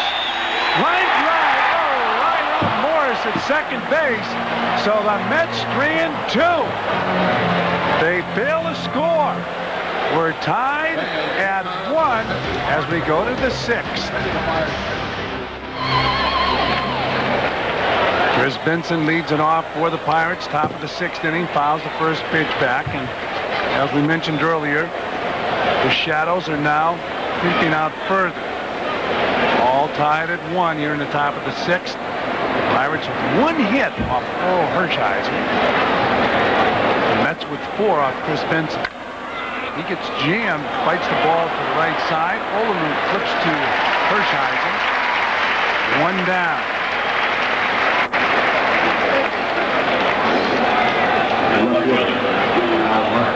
So with 1 man down, Al Martin will be the batter. Martin taking his time, giving Benson a chance to get back to the dugout. It's a pleasant day for a game, and it's got to be a pleasant day to play the game, even for a pitcher. I don't think the weather will take its toll. The anxiety is going to take a lot more of its toll than the weather. Temperature game time was 70 degrees, and of course you do have to fight that sun.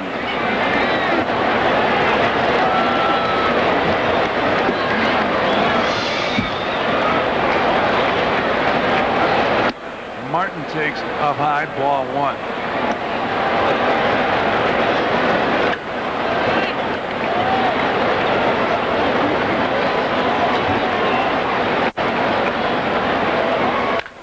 Hard hit ball. This one will roll all the way to the right field fence. Al Martin on his way into second base with a stand-up double.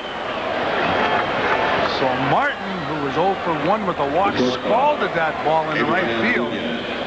He's on second base with 1 man out here in the 6th. Second base hit off Hershiser. Martin walked his first time up and scored the only run. Dennis Cook in the bullpen for the Mets. Here comes Dave Wallace. We showed Dennis Cook warming up a few minutes ago.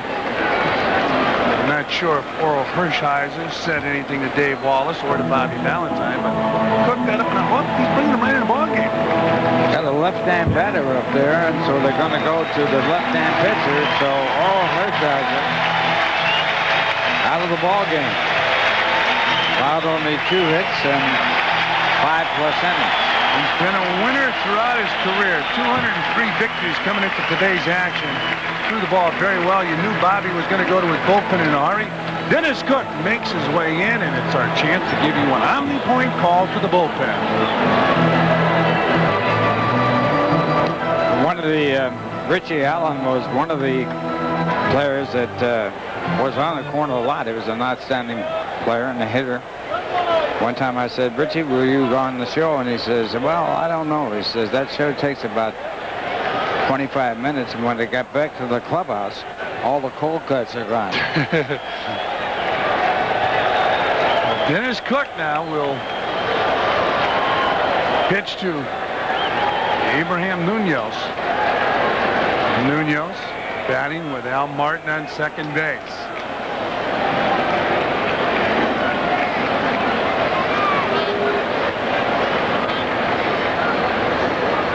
Checking Martin. Hershiser ended up throwing 63 pitches.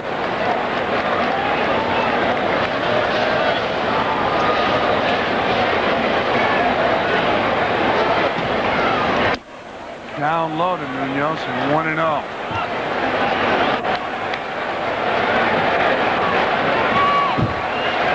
Munoz will be followed by Brant Brown.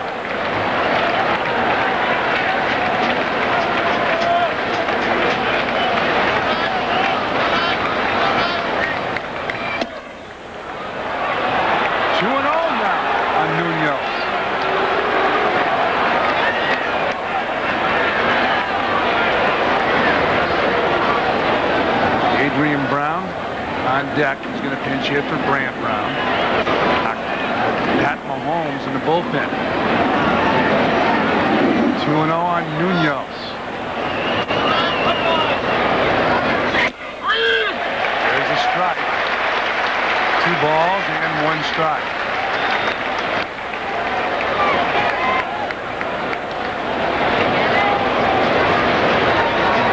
Hershiser. Now watching from the dugout.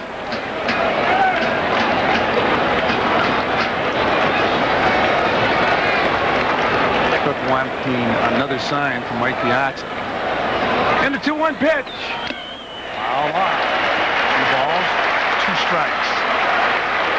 Munoz has batted 1 time against Cook, and he's 0 for 1. It's about the same on both sides of the plate.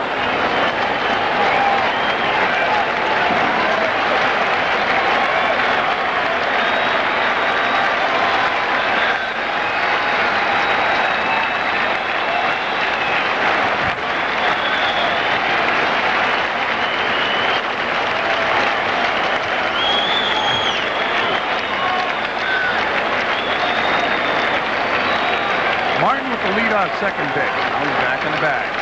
Smart move. You really shouldn't get off the bag until the pitcher's on the rough. He stole third base in the first inning. Here's the 2-2 pitch. All 3.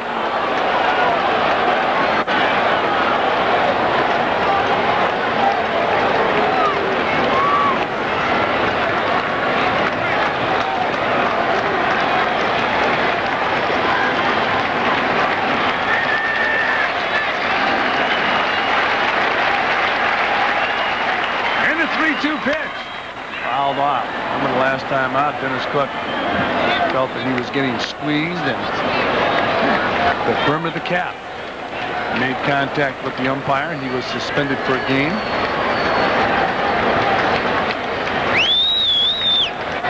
Hasn't been a real good year for Dennis Cook. He has struggled. First part of the year wasn't bad at all, but then things got tough. Well, the home run ball really hurt John Franco. He's had a tough season with that finger. Got him back for a couple of months. Orel Hershiser has pitched well for the Mets. And the 3-2 pitch. Munoz pops the ball foul and out of play.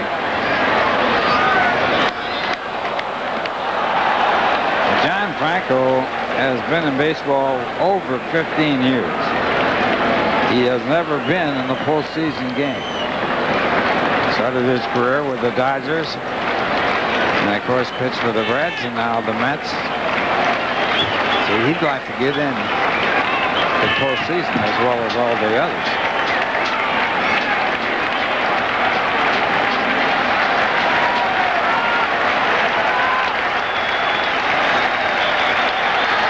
Once again, to Nunez, the 3-2 pitch.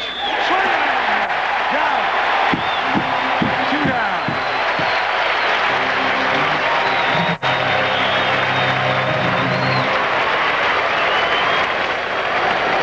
I'm going to get a pinch hitter for Brant Brown. You got Adrian Brown's going to hit.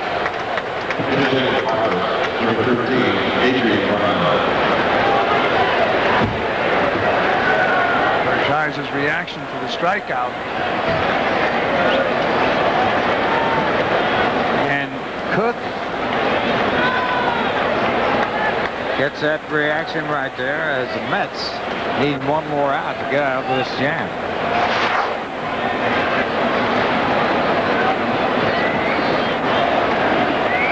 Pirates had 4 Browns on their roster in spring training. That means you got to cut a couple.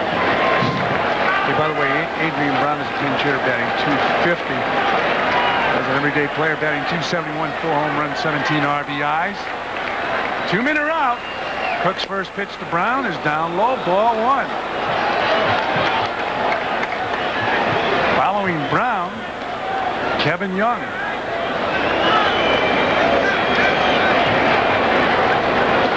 Pat Mahomes is ready.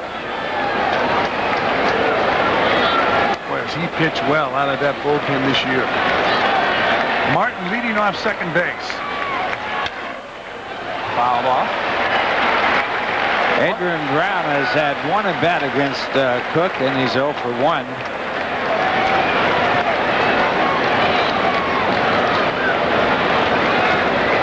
Tie-breaking runner is at second base with 2 men out.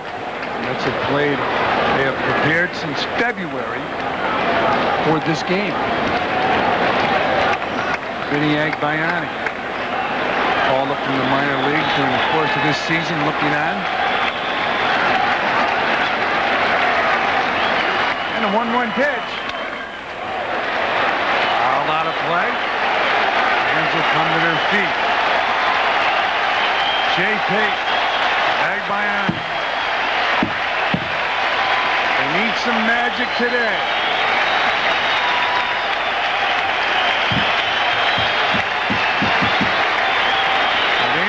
It's over. A praise coined by Yogi Berra as the Met manager.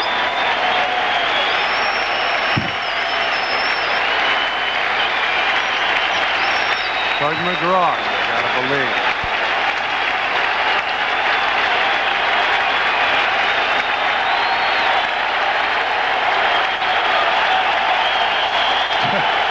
Waiting to exhale. It's 1-2 on Adrian Brown. Runner in second base. Down low, 2 balls and 2 strikes.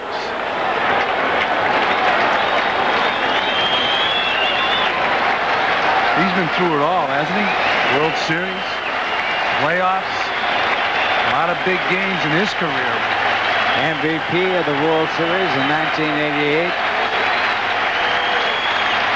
Pitching for the Dodgers.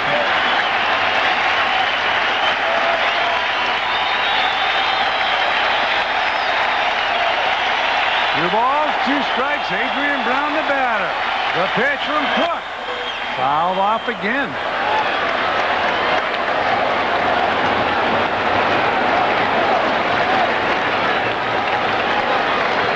Pirates with 2 hits in this game, but they have a run. That's with 4 hits, and they have a run.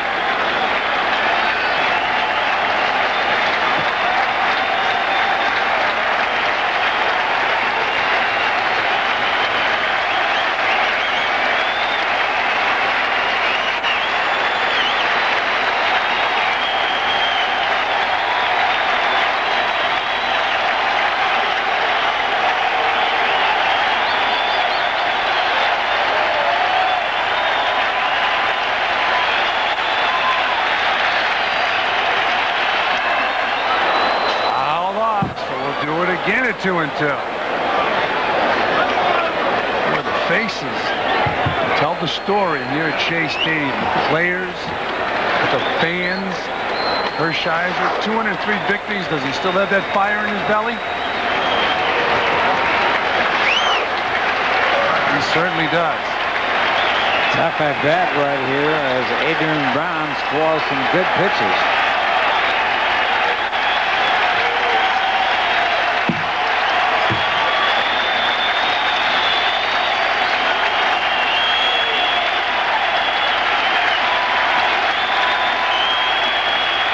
Two pitch. Another foul ball.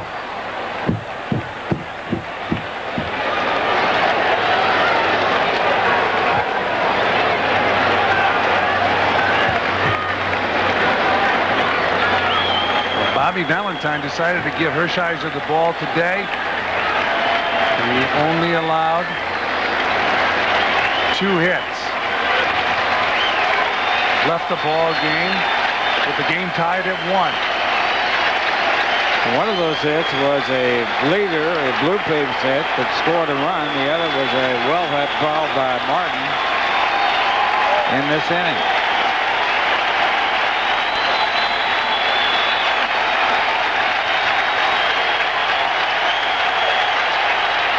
Two pitch. Down low, 3-2.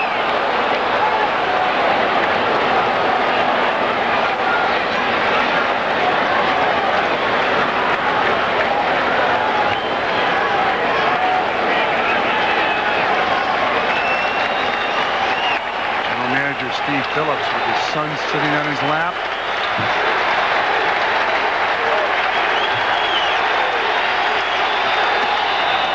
Up high, ball 4. So Adrian Brown looked very good as a pinch hitter. That was a tough at bat for Brown. And it brings to the plate Kevin Young, and that'll bring Dave Wallace to the mound. So Wallace coming out of the Met dugout. And he points to the bullpen where Pat Mahomes is ready to come in. He's been throwing for a while out there, so that'll be all for Dennis Cook. Cook will lead the ball game with runners on first and second and 2 out. And it's a tension-packed ball game for the Mets and their fans. Pirates playing tough.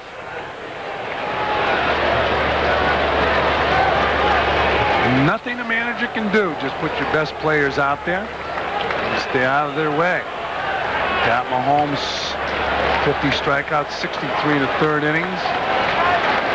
Kevin Young is 1 for 2. Fastball right by him.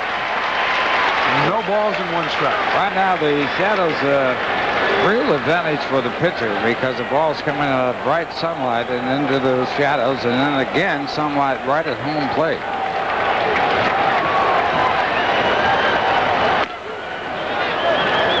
Pretty good shot of those shadows. So when you're hitting, you're uncomfortable when those shadows are where they are right now. Well, it's so hard to pick the ball up, and that's of course what you have to do, and you got so little time to do that. Strike 2 on Young. Hands on their feet again. It's 1 and 2.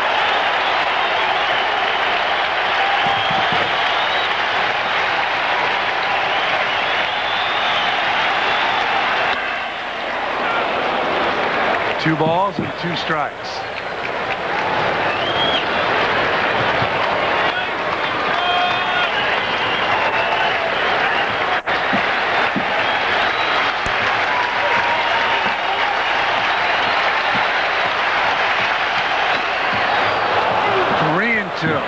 Boy, if you're facing Mahomes, you got to look dead red. Well, right here is fastball, of course, his best pitch. The runners will be going with a pitch. Got to look fastball. 3-2.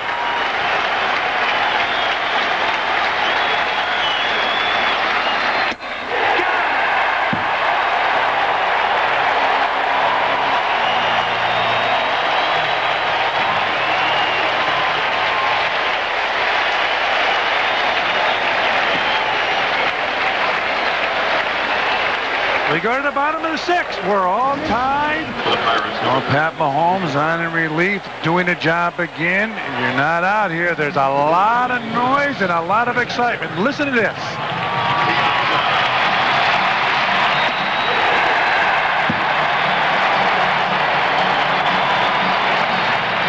Well, the crowd appreciates that as the strikeout ends the inning with runners at first and second. They were running on the 3-2 pitch, and now the Mets are coming up.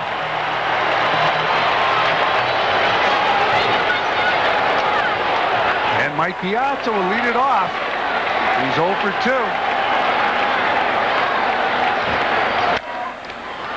Pops it up in foul territory. Kevin Young over by the cameras and makes the grab. That's a nice play by Kevin Young, fighting the cameraman and making the grab. Well, folks, Kevin King from New York is today's lucky fan. That means if the Mets hit a home run this inning, Kevin wins dinner for 2 at Minnesota's restaurant. 959 West Beach Street, Long Beach, New York. So Kevin King sitting on the edge of his seat along with a lot of Met fans in the tri-state area as Robin Ventura steps in. Ventura takes outside, ball 1. Well, the Mets fans that are sitting down in that area, or cameraman or whatever, didn't help the Mets out in that play. As he reached right into the stands to make the catch. If they had knocked that ball away, a bunt base hit for Robin Ventura. So the Mets have a base runner with 1 man out here in the bottom of the 6th.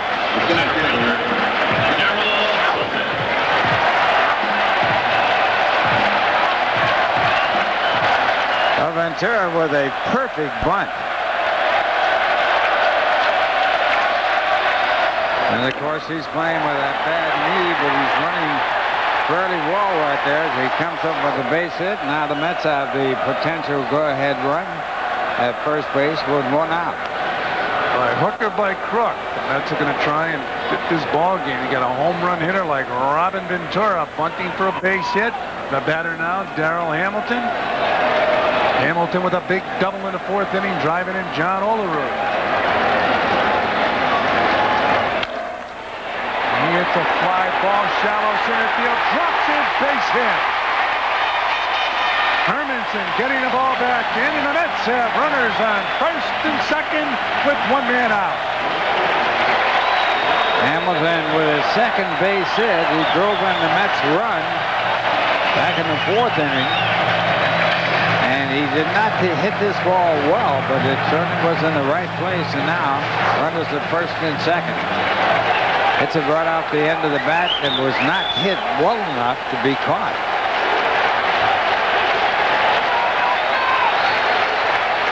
Ventura down to second base and holding there. Cedeno, the batter, with 1 out. He's 0 for 2. Takes a fastball for a strike. Over the course of this year, Roger Cedeno getting more and more comfortable here at Shea Stadium and has become a fan favorite.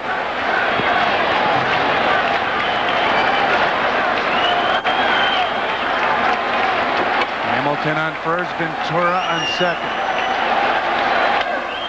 There's a high fly ball to right field. Brown is under it. He makes the grab. Ventura tagging, heading for third.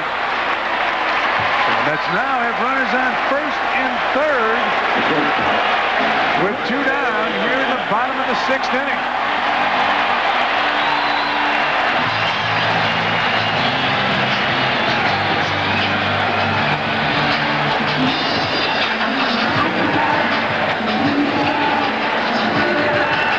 Think big, but the Mets now are 1 for 9 with runners in scoring position.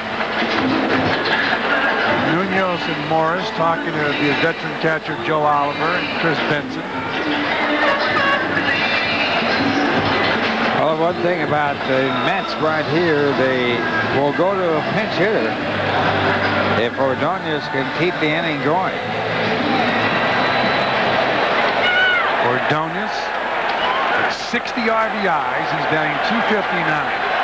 With 2 men out in the bottom of the 6th, runners are in the corners. Gene Lamont, the manager, looking out and Robin Ventura on third, Darryl Hamilton on first.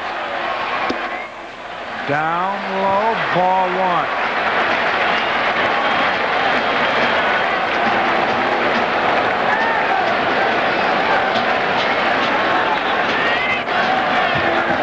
Matt Franco in the hole, ready to pinch hit for Pat Mahomes. And the 1-0 pitch. Breaking ball for a strike. 1-1 on Ordonez. Ordonez with 59 home runs while batting in the bottom third of the batting order. That's second in the National League for hitters in the 7th, 8th, or 9th positions. Or Bobby Valentine. He had 1 home run while batting out of the bottom third of the batting order. So he has 59 and a total of 60. Not home runs, but runs batted in. He has 60, but he has 59 while batting in the 8th spot. That's pretty good. It really is. Adrian Beltre of the Dodgers is the only one that has more. 2-1 on the Mets shortstop. 2-2.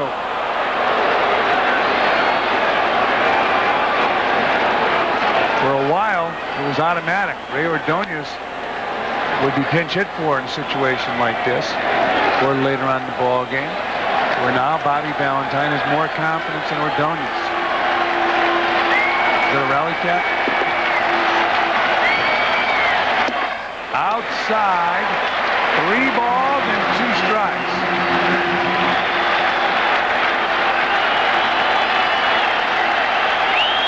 Runners around the corners, hands are on their feet.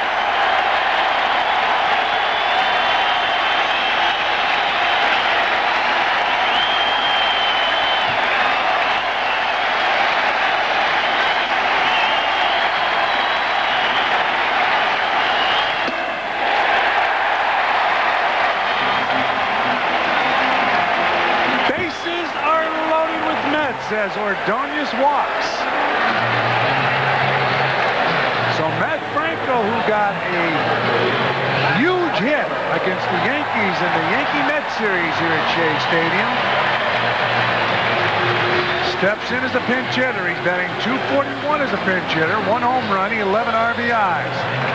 Those stats are for the complete year for Matt Franco. He finds himself in a key pinch hitting role in the 6th inning against the Pirates. Final game of the 1999 regular season.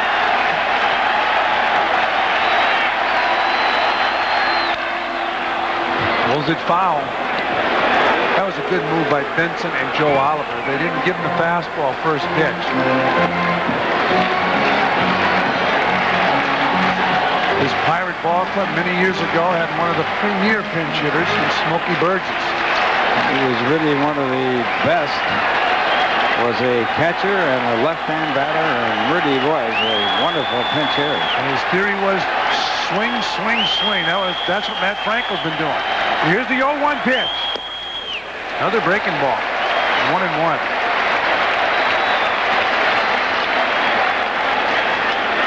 One for 10 with runners in scoring position for the Mets. Pirates 1 for 4. Ventura, Hamilton, Ordonez. Bases are loaded. And the 1-1 pitch to Franco. Popped up. Ramirez in foul territory makes the grab. And the Mets strand 3 here in the bottom of the 6th. They failed to score. We're going to the top of the 7th inning here at Shea. We're all tied.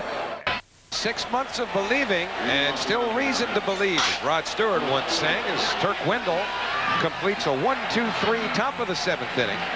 We'll go to the top of the order for the Mets here in the bottom half. And take a look at what could possibly happen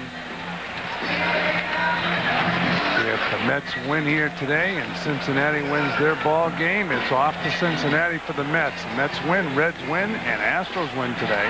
There'll be 1-game playoff in Cincinnati. Now the Mets lose and the Reds lose. The Mets are the wild card team if the Mets win and the Astros lose.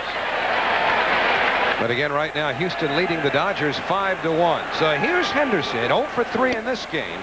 Ricky lined out with 2 on, with the runner in scoring position. In fact, Ray Ordonez was at third with 1 out in the 5th inning. The infield was in, but Henderson hit one right to the shortstop, Abraham Nunez. Ricky just 4 for his last 25. Fouled back. 1 ball, 1 strike to Henderson. Will be followed by Alfonso and Olerud here in the 7th.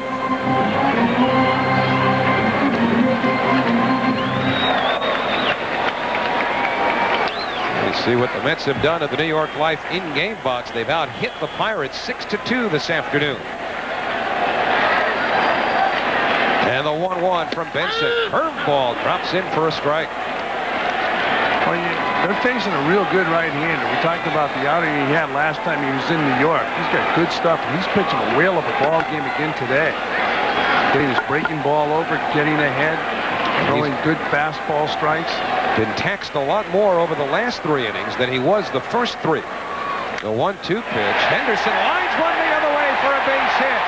Brown comes up with it. Henderson turns and holds. And the Mets have the go-ahead run on with nobody out.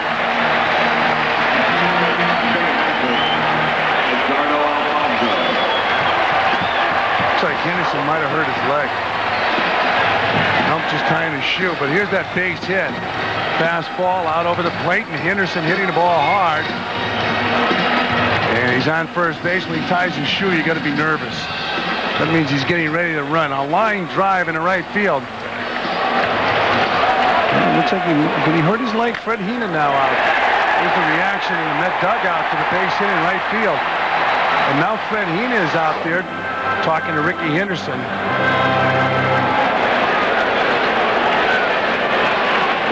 Well, while Bobby's talking to Ricky, it'd be interesting to get inside Bobby's mind and see what he's planning on doing Pinch here. runner, that's what he's going to do. He's going to bring somebody else out, but he's going to bring out good speed. Melvin Mora, who undoubtedly will go on and play left field, will pick up Henderson on base here. But I wonder what Bobby's thinking here in the 7th inning now. The runs have been so scarce. I'd put him the in hits motion. have been few and far between for the Mets. I wouldn't bunt this guy. So you play hit and run here. I would let him hit the ball because he can hit the ball over the wall. He's got 26 home runs. I'm not bunting him. Here's Benson, the last hit by Ricky Henderson going down the first baseline. And Henderson hurting his leg, so Mora out there to run. Mora with good speed, but the guy at the plate with 26 home runs and over 100 RBIs, I would let him swing the bat. You can put Mora in motion. You got Olerud next and Piazza. Got some thunder coming up. And you got to consider this guy, number 13, Edgardo Alfonso, thunder. Looks more like the knee they're working on there than the hamstring. It was the left hamstring that Henderson was complaining about back in Atlanta. There, looks like Fred Heenan's working on the knee. Unless it's a muscle right behind the knee, up above the kneecap. Swing and a miss, 0-1 to Alfonso.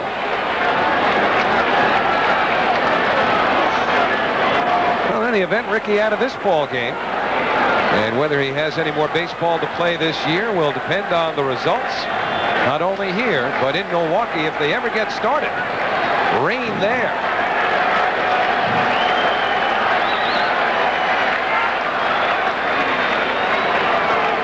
Boy, that would really put a crimp in everybody's scheduling if the Brewers just can't get that game in today. The Mets conceivably could win here and have to wait until after tomorrow just to decide the wild card, depending upon Cincinnati and Milwaukee. Well, they're going to wait a long, long time at County Stadium, you can be sure. Pitch out, nothing doing. 1 ball, 1 strike. And Jim Lamont's not thinking bunt either. He's thinking that the Mets are going to put the runner in motion. Ricky Henderson's still working on that leg.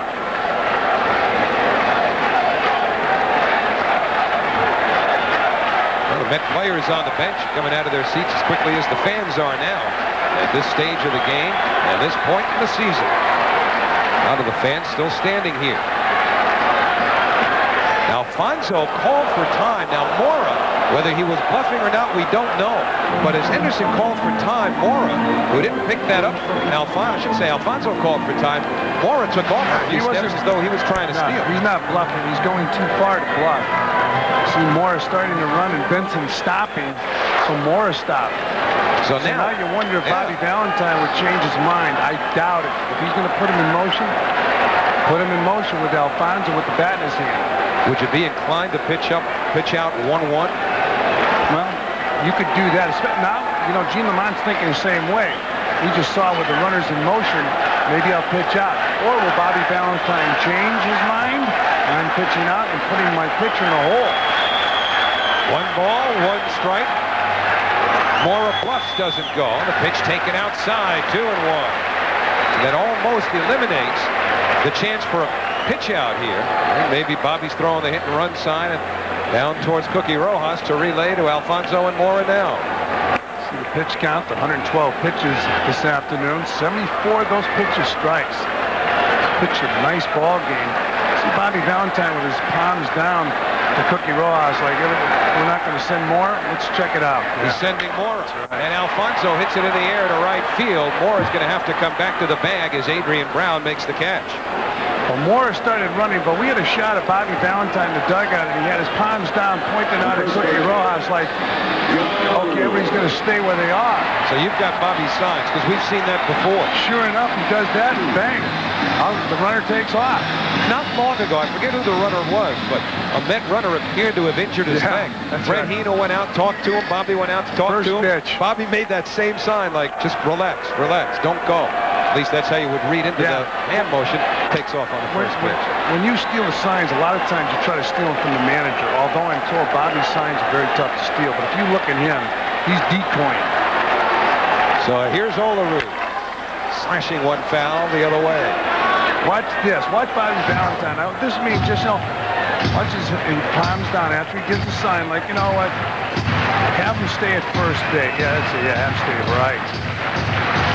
And the first pitch he leaves. But if you're an opposing player, would you really read into that as though he was so obviously saying not to steal? Let me tell you something. If I'm catching and I'm looking over at the manager and he does that, I figure, hey, you'd buy it. You could be I'd bought. buy into that is right. Mora leading from first. 0-1 to Olerud. The infield a double play deck. And the outfield pretty much straight away. See, some teams will play Olerud to hit the ball even the other way against a right-hand power pitcher. But right here, Kris Benson showed you he's up around 115 pitches now as the outfield pretty much straight away. Just a step the other way in center is Chad Hermanson. 0-1 hit in the air, left field. Al Martin fighting the sun also. So a couple of adventures, although Martin made that one look a little easier than Darryl Hamilton did in the top of this inning. But with 2 out and 1 out, here comes Mike Piazza.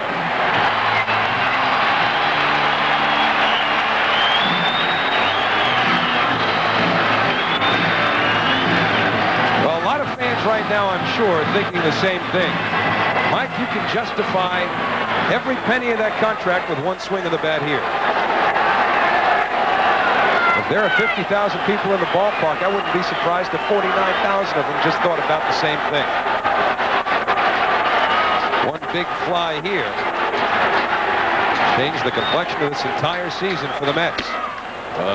Kris Benson misses up and in, 1-0. Of course, on the minutia side of things, a Piazza home run would tie him with Todd Hundley for the all-time record for homers by a catcher, but that's not what these people are praying for now. Well, Benson just threw a fastball up and in. Throughout this series, Mike Piazza has been fooled on breaking balls.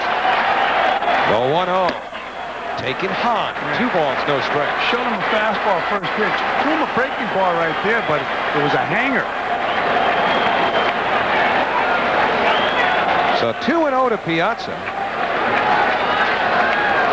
We've seen what he did last night with that fastball. Hit it over the right field fence. A lot of tightly clasped hands in this ballpark this afternoon. And some fingernails right down to the bone. Out in front, 2-1. Out in front of that breaking ball again. I think Benson would be out of his mind to challenge him with that fastball. Right now, Joe Oliver's going out there and say, okay, you threw 2 breaking balls and you hung both of them. You can get somebody killed. But Benson, boy, he has really pitched a good ball game. I wonder what Gene Lamont will do if Piazza gets on here, keeps the inning going with Morris still aboard. He has a left-hand pitcher.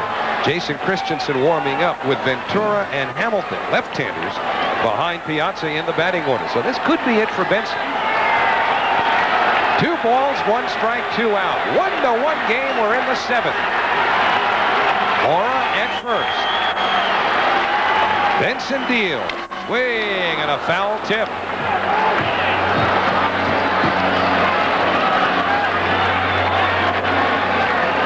Whatever happens as far as results, Gene Lamont has to be thrilled with the progress of his one-time #1 overall draft pick, Kris Benson, this rookie season. Second straight outstanding game he's pitched against New York. Got to hit the weight room first, kid.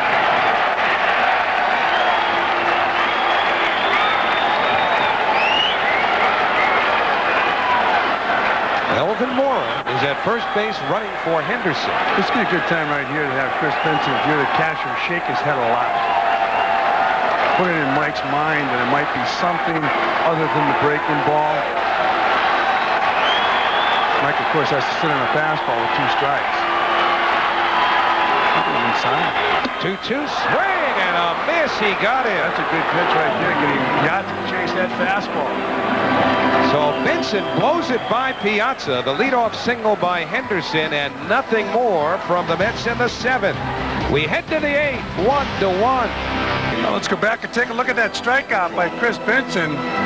He threw that fastball out of the strike zone after throwing a couple breaking balls, Mike Piazza. And he threw the heater high and out of the strike zone, getting Piazza to chase it.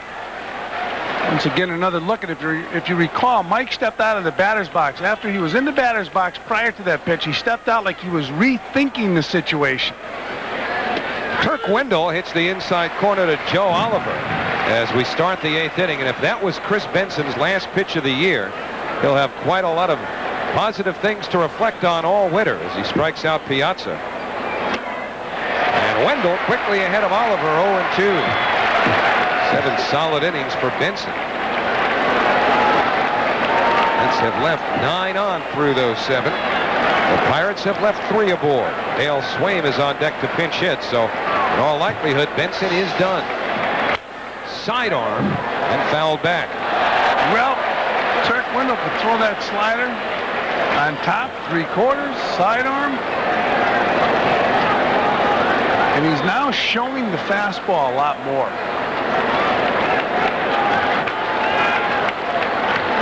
Swing and a miss. He got it.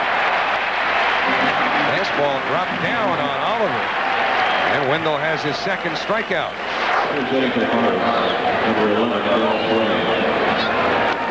Good pitch from Turk Wendell. Oliver swinging right over the top. Remember, he dropped down the pitch before it, then he threw it. It looked like a fastball. Threw it right by Oliver. The best news for the Mets is that Dale Swaim is pinch hitting for Kris Benson. Benson done after 7 innings. And Swaim takes a strike at the knees.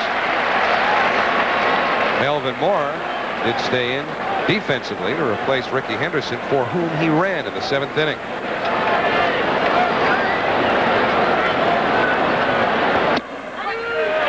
Wendell throwing nothing but strikes ahead of Swaim, 0-2. They don't play the game this way anymore, but you get the feeling Turk could pitch 9 innings today if he had to. Probably say he could come back and throw 5 more tomorrow. That's how rubber-armed Turk Wendell is. The 0-2 to Swaim, off the plate away. Well, 14 pitches and 12 of them are strikes.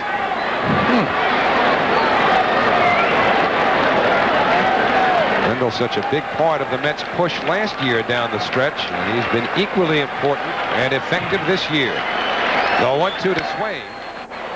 Got it on his hands and he fouls it back. Behind Swaim, left-hand hitting Al Martin. So Hershiser gave the Mets what they needed, 5 1/3 solid innings, and he's trying to get it to lighter if necessary. That would be tomorrow, or perhaps even the first game of the division series, while John Franco waits for a call today. The 1-2 to Swaim. Fouled away.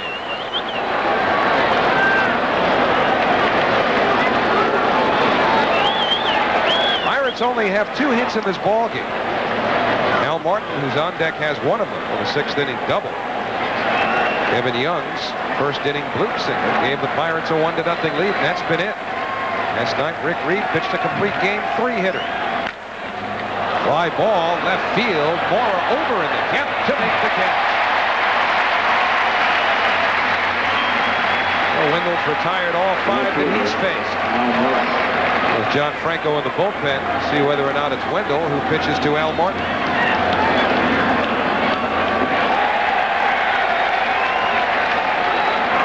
Sure looks that way. Once Dave Wallace throws that next batch of sunflower seeds in the mountain, I'm pretty well assures he's staying put. Put the sunflower seeds down.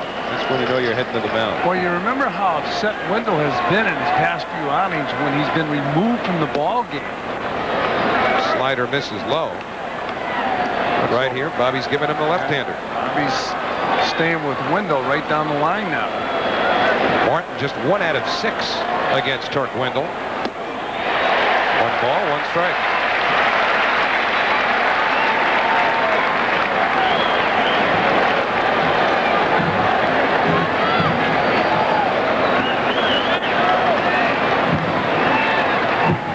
And the 1-1, breaking ball low.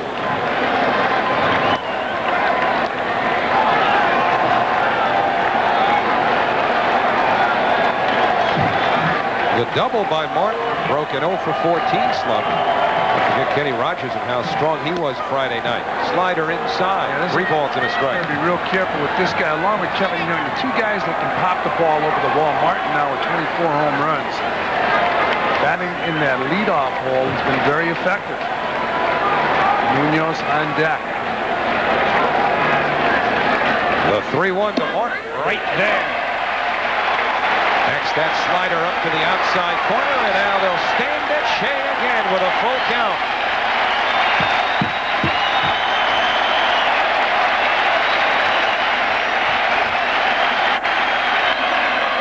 Fly ball, center field. Hamilton took a few steps back, now a few more in. And the side retired. Turk Wendell has retired all 6 that he's faced.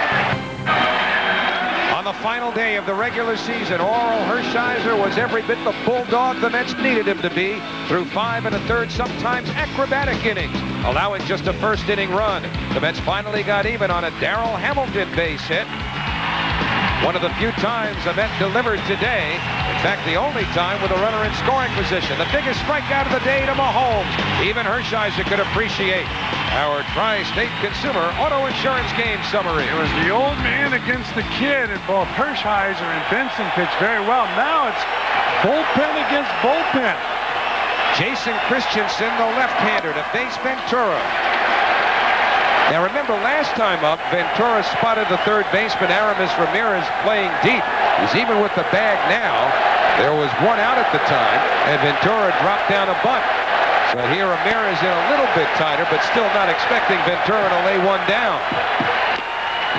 1 ball, 1 strike to Robin. Well, it's just a sign of this ball game when Ventura goes up to the plate. How many times this year did Ventura try to bunt the ball? He bunted it off the right-hander, Kris Benson. He laid down a perfect bunt. And the 1-1, swing and a miss.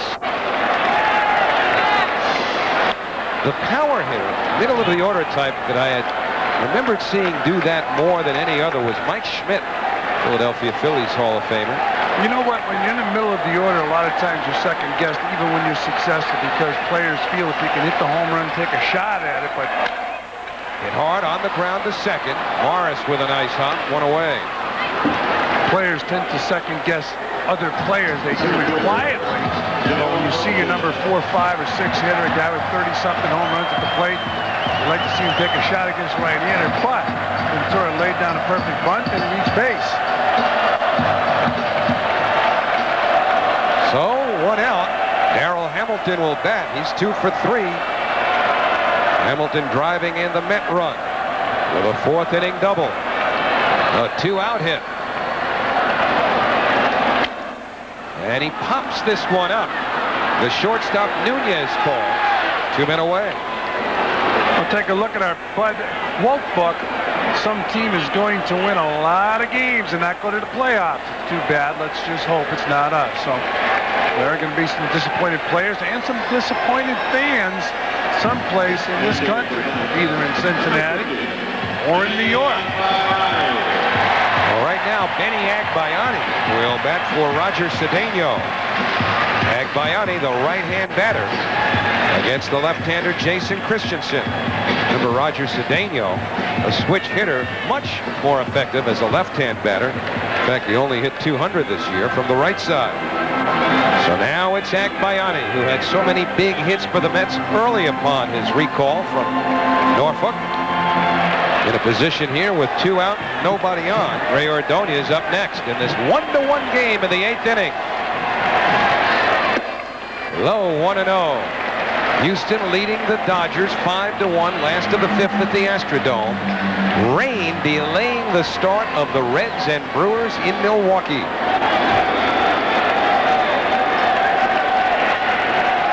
And the 1-0 to Benny Agbayani. 2 balls, no strikes.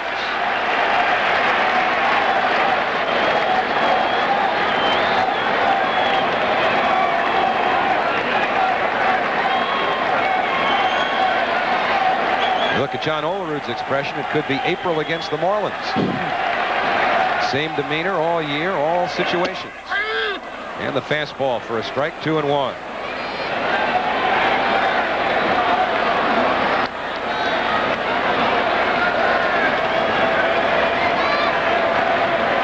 Bobby Bonilla, what about his future? If the Mets qualify for the postseason, will he even be on the roster? The 2-1 to Agbayani, up and away, ball 3. Looked like he was talking hitting in the dugout to Roger Cedeno. Of course, Bonilla also a switch hitter. I'll tell you, I know you talked about the batting average. Cedeno features against left-handed pitching. It's going to be a tough decision for Bobby Valentine to pull him out of the ball game. By the way, if the Mets were to play the Reds tomorrow, that's a regular season game, so everybody available today would be available.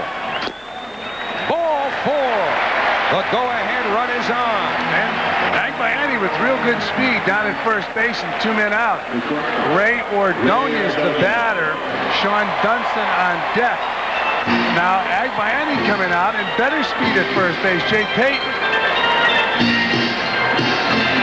Well, you got to get that runner on second base. Even for Ordonez, who has 60 RBIs. So Payton with real good speed on first.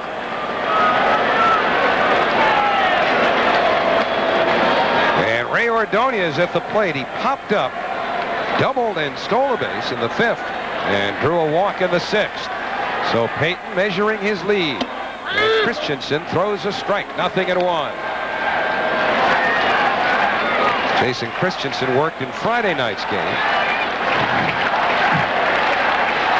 Jay Payton trying to get a read on him. Tougher, of course, to get good leads and jumps off of left-hand pitchers. Payton not going. And the pitch down and away. 1 ball, 1 strike.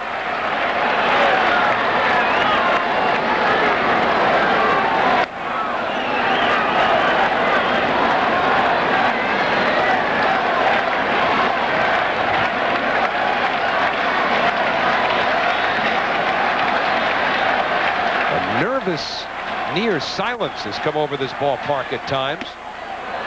1-2. One of the few undisciplined swings that we've seen Ordonez take recently. Well, he's known as an undisciplined hitter, but he's been successful swinging at pitches up and out of the strike zone. Getting some key hits lately. And right there, he chased the ball that was out of the strike zone. A tough pitch to hit and wasn't able to get around on it. Most of his key hits have gone the other way lately. The double was a misplayed fly ball in the 5th inning to left center. 1 ball, 2 strikes. That's when Martin looked at Hermanson. Hermanson looked at Martin on a routine fly ball. The ball fell in, and Ordonez was at second with nobody out, but the Mets couldn't push him around. Right here, it's 1-2 to Ordonez with Payton at first and 2 outs in the last of the 8th of a 1-1 tie. Right at Kevin Young, and this one will go to the 9th, all even. No runs, a 2-out walk, 8 in the books. Final game here on Fox Sports Net. We go to the 9th inning, the 3rd inning of work for Turk Wendell, who's been perfect through the first 2. And Abraham Nunez fouls off his first pitch. We were talking earlier, as you see Jay Payton in left field, Melvin Mora out in right field. We were talking earlier about the shadows. Now the shadows should have no effect on the hitter.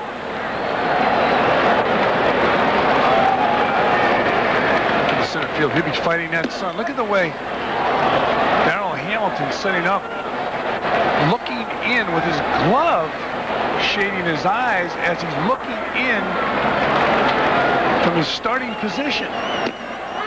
1-2 to Nunez. Remember all the trouble that Hamilton had with the first fly ball he saw this afternoon. That was hit by Warren Morris leading off the 7th inning. He fought that sun all the way, and it's pretty tough right now. I've never seen an outfielder set up like that.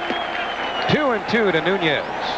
Usually when the ball's hit up in the air, you pop that glove up, you have your sunglasses on. But right now, Darryl Hamilton has sunglasses on. He's still fighting the sun, just trying to watch Wendell wind up. Even before the pitch is thrown, he's been, look at this. Slowly hit. They're going to have to hurry. Alfonso gets it there. Out at first base. The second controversial call against the Pirates at first base this afternoon. Nunez left his feet, and now Gene Lamont will leave the dugout. I didn't think Alfonso was going to get it to Oliver on time, but I believe he did.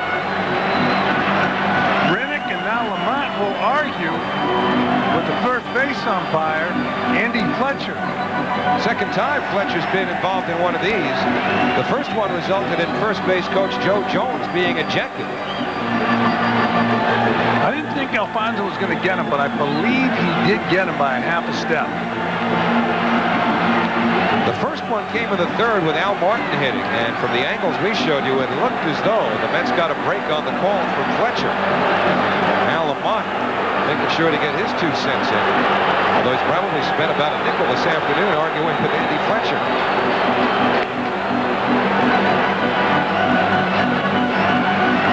And again, Fletcher, one of the new umps. It was interesting to see, though. This is getting heated. Yeah, but you know, it was interesting to see in the earlier argument with Joe Jones that Bruce Fremming, the veteran ump, finally came down to defend Jones. Well, let's see what happens here. Did Alfonso get Nunez at first base?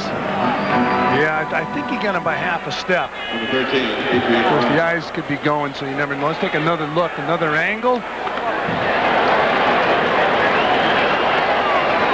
Well, that's too close. Too close. I can't. It's a tie. Maybe this angle will be a little better. Not in the glove. Oh.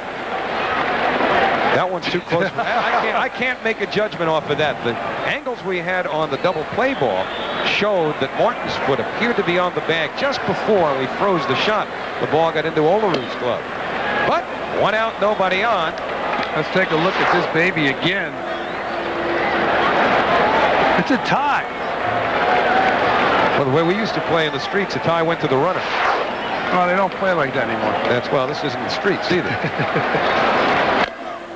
Brown pulls it foul. Adrian Brown batting against the right-hander Turk Wendell here after Bobby Valentine brought Dennis Cook in to face him in the 6th inning. Actually brought Cook in, assuming Brant Brown, who started the game, a left-hand batter would hit. He went to the switch hitter, Adrian Brown. Breaking ball low, 2-1. Turk Wendell, how valuable has Turk Wendell been for the Mets this year? Short man, long man. I mean, if they needed him to start a ball game, he's got a rubber arm. And the 2-1 pitch.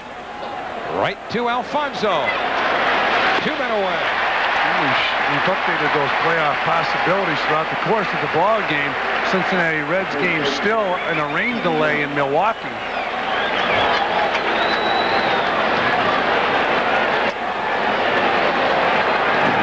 What will happen here?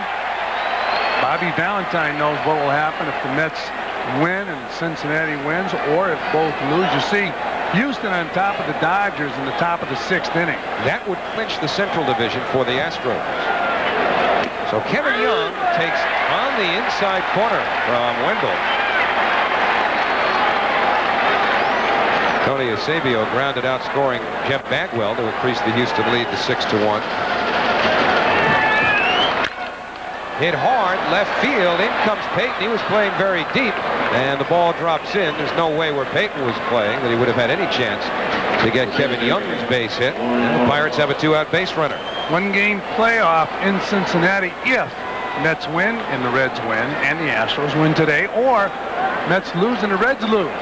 Mets are the wild card team. If Mets win and the Astros lose, it doesn't look like the Astros, well, what did Yogi say? It ain't over till it's over. Armando Benitez ready to come into this ball game. It looks like a double switch.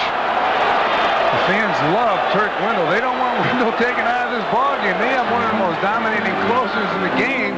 He would be due to lead off the bottom of the 9th inning, but I do not expect him to hit. I think what Bobby Valentine is doing here is simply going with what he perceives to be better defense. Remember the ball that Dunston misplayed against Atlanta the other night. So I think what's going to happen here, just to think ahead, is that Halter is in here for defense in the top of this inning, and then Dunston would probably lead off the bottom of the 9th as the pinch hitter for Halter, and then go into the ball game in the outfield. Well, new pitcher for the Mets. He replaces the very popular Turk Wendell. He's as tough to hit as anybody in baseball coming out of the bullpen. Armando Benitez with that 1.85 ERA. And he's been absolutely awesome lately. So Benitez will go after left-hand hitter Warren Morris. 0 for 3 in this game. And a little dribbler foul for Morris to get around on the heat of Benitez. You know, I'm surprised Lamont doesn't just put Kevin Young in motion and make the Mets throw him out at second base. They don't throw him out. He stands on second base for Morris. But you know what? Then the Mets walk Morris, and all you've got behind him is Aramis Ramirez. It's fine. You take a shot with a runner. You got to get a runner in scoring position. Ball 1. Remember, you look at this Pirate lineup, minus Jason Kendall, minus Brian Giles, minus Ed Sprague, and Gene Lamont doesn't have a whole lot of people who are going to beat you with the sticks. So if they were to do that, and the Mets walk Morris, you're leaving it up to Ramirez, although you would have that runner in scoring position. Ramirez beat him last year. There goes Young. With a huge jump. If Morris ever swung at that ball, Lamont would have ran out of that dugout and punched him. I mean, that's the biggest jump of the year. Well, but he had to send him. He had to send him, and you know what? They got to walk Morris. Morris got great stats. And here's that jump off first. Look at that. 1, 2, 3, 4, 5, 6, 7. Didn't pay him any attention at all. No. You got to walk Morris now. Okay, so you walk Morris. They're going to walk him. And they're going to go after Ramirez. Ramirez can beat you also. And you got a runner in scoring position. You have to get him in scoring position. You know what's amazing is they didn't take a look at him. I mean, throughout the course of this year, the Mets have had trouble throwing runners out at second base. So whoever gets on first base now, you got to send him. And if he gets thrown out, so be it. So now you get runners on first and second. Ramirez will be the batter. And Ramirez batting 182. Well, this is rare for Bobby Valentine to come out and talk to a pitcher without the entire infield joining in. So for one of the few times this year, it's Bobby who goes out to offer a word or two of encouragement to Benitez. Probably went out to Benitez to tell him what pitches to throw Ramirez. I wouldn't be surprised if Bobby just took complete control of that. Or just told him pay attention to the runners here too. Well, I don't see Young taking off from second base. The biggest thing now is to get Ramirez. Ramirez 0 for 3 in this game. First and second, 2 outs, 1-1, top of the 9th. Fouled straight back. Nothing at 1. Ramirez should struggle against Benitez. You think Bobby just went out and said all heaters, just go and try to blow this inexperienced kid away? He could have. You know, it depends on the book on Ramirez. If they've had a scout following the Pirates and Ramirez is struggling with a particular pitch, but against Benitez, most of us are going to struggle with all of his pitches. The 0-1. Took something off there. Looked like the slider that hung. 1 ball, 1 strike. You know what I think that was? I could be wrong, but I think he overthrew the fastball and didn't do anything. Every now and then you see Benitez muscle up, and when you muscle up and you're a power pitcher, you lose velocity.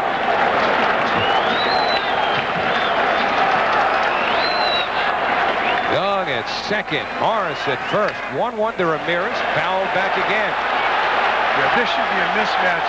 Right now he's ahead of him, and he's throwing 3 fastballs. Ramirez, late on that last pitch. I'm going to tell you, if you're catching what's going through your mind, should I call for that splitter, or should I just go Fastball, fastball, fastball. I mean, Ramirez could still do something here, but if you're the Pirates, you might like Morris a whole lot better, even with Young at first, than Ramirez here, with a runner at second and first. Got him. Mismatch. Now it's official. Piazza applied the tag. And the side retired. So the Mets will try and win it in the bottom of the ninth. No runs, a hit, an intentional walk, and 2 left.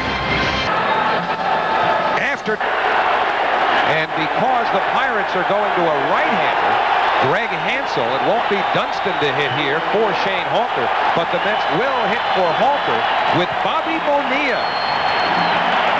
So switch hitter Bobby Bonilla will give the Mets a left-hand bat against right-hand pitcher Greg Hansel.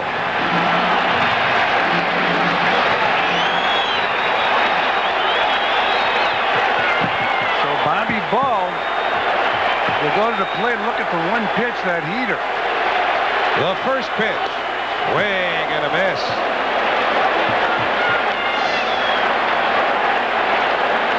Bonilla represents a left-hand bat to go against this right-hand pitcher. Mets have one other switch hitter available, Luis Lopez. They have already used left-hand hitting pinch hitter, Matt Franco. The 0-1 taken low. Bobby Bonilla cannot feel comfortable at all at the plate now. He's been pretty much inactive most of the year, and he's put on a lot of weight, whether it's muscle or something else. I'm not so sure he's got much muscle right now because of the inactivity. And the 1-1. He held his swing. 2 balls and a strike. You know 2 things right away. If he gets on, they'll run for him. If the game goes to the 10th, he's not the guy that's going to the outfield in place of Shane Halter.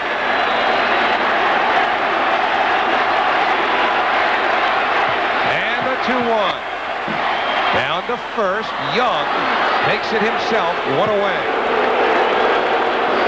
Well, they cheer him to delivering, and when he didn't, they boo him as he leaves the field. But Bobby Bonilla made a ground ball right at Kevin Young. So Bonilla out on the ground ball. Now it'll be Melvin Mora. Mora's already gone back and forth between left field and right field, moving back to left field ever since replacing Ricky Henderson, who singled and then appeared to have a problem with his knee and was lifted for Mora as a pinch runner. It's already used 4 left fielders and 3 right fielders, although Mora's been in both places.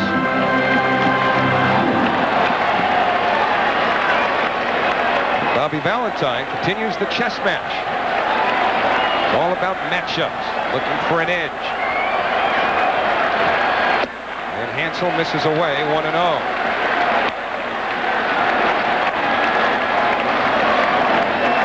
Melvin Mora, who dropped down a perfect sacrifice bunt, helping to build a run the other night.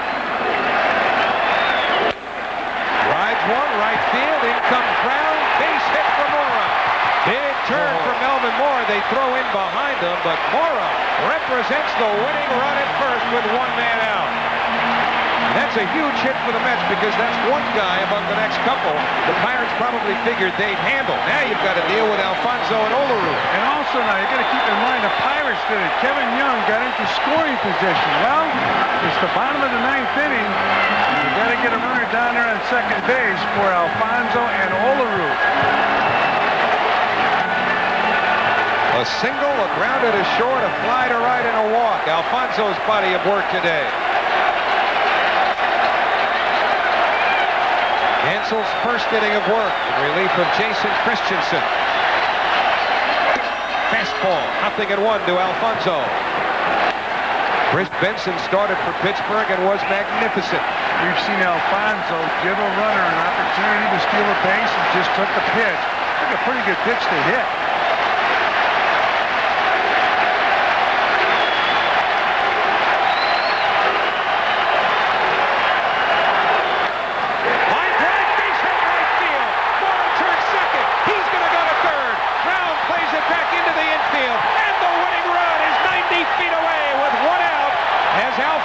Comes up with a base hit.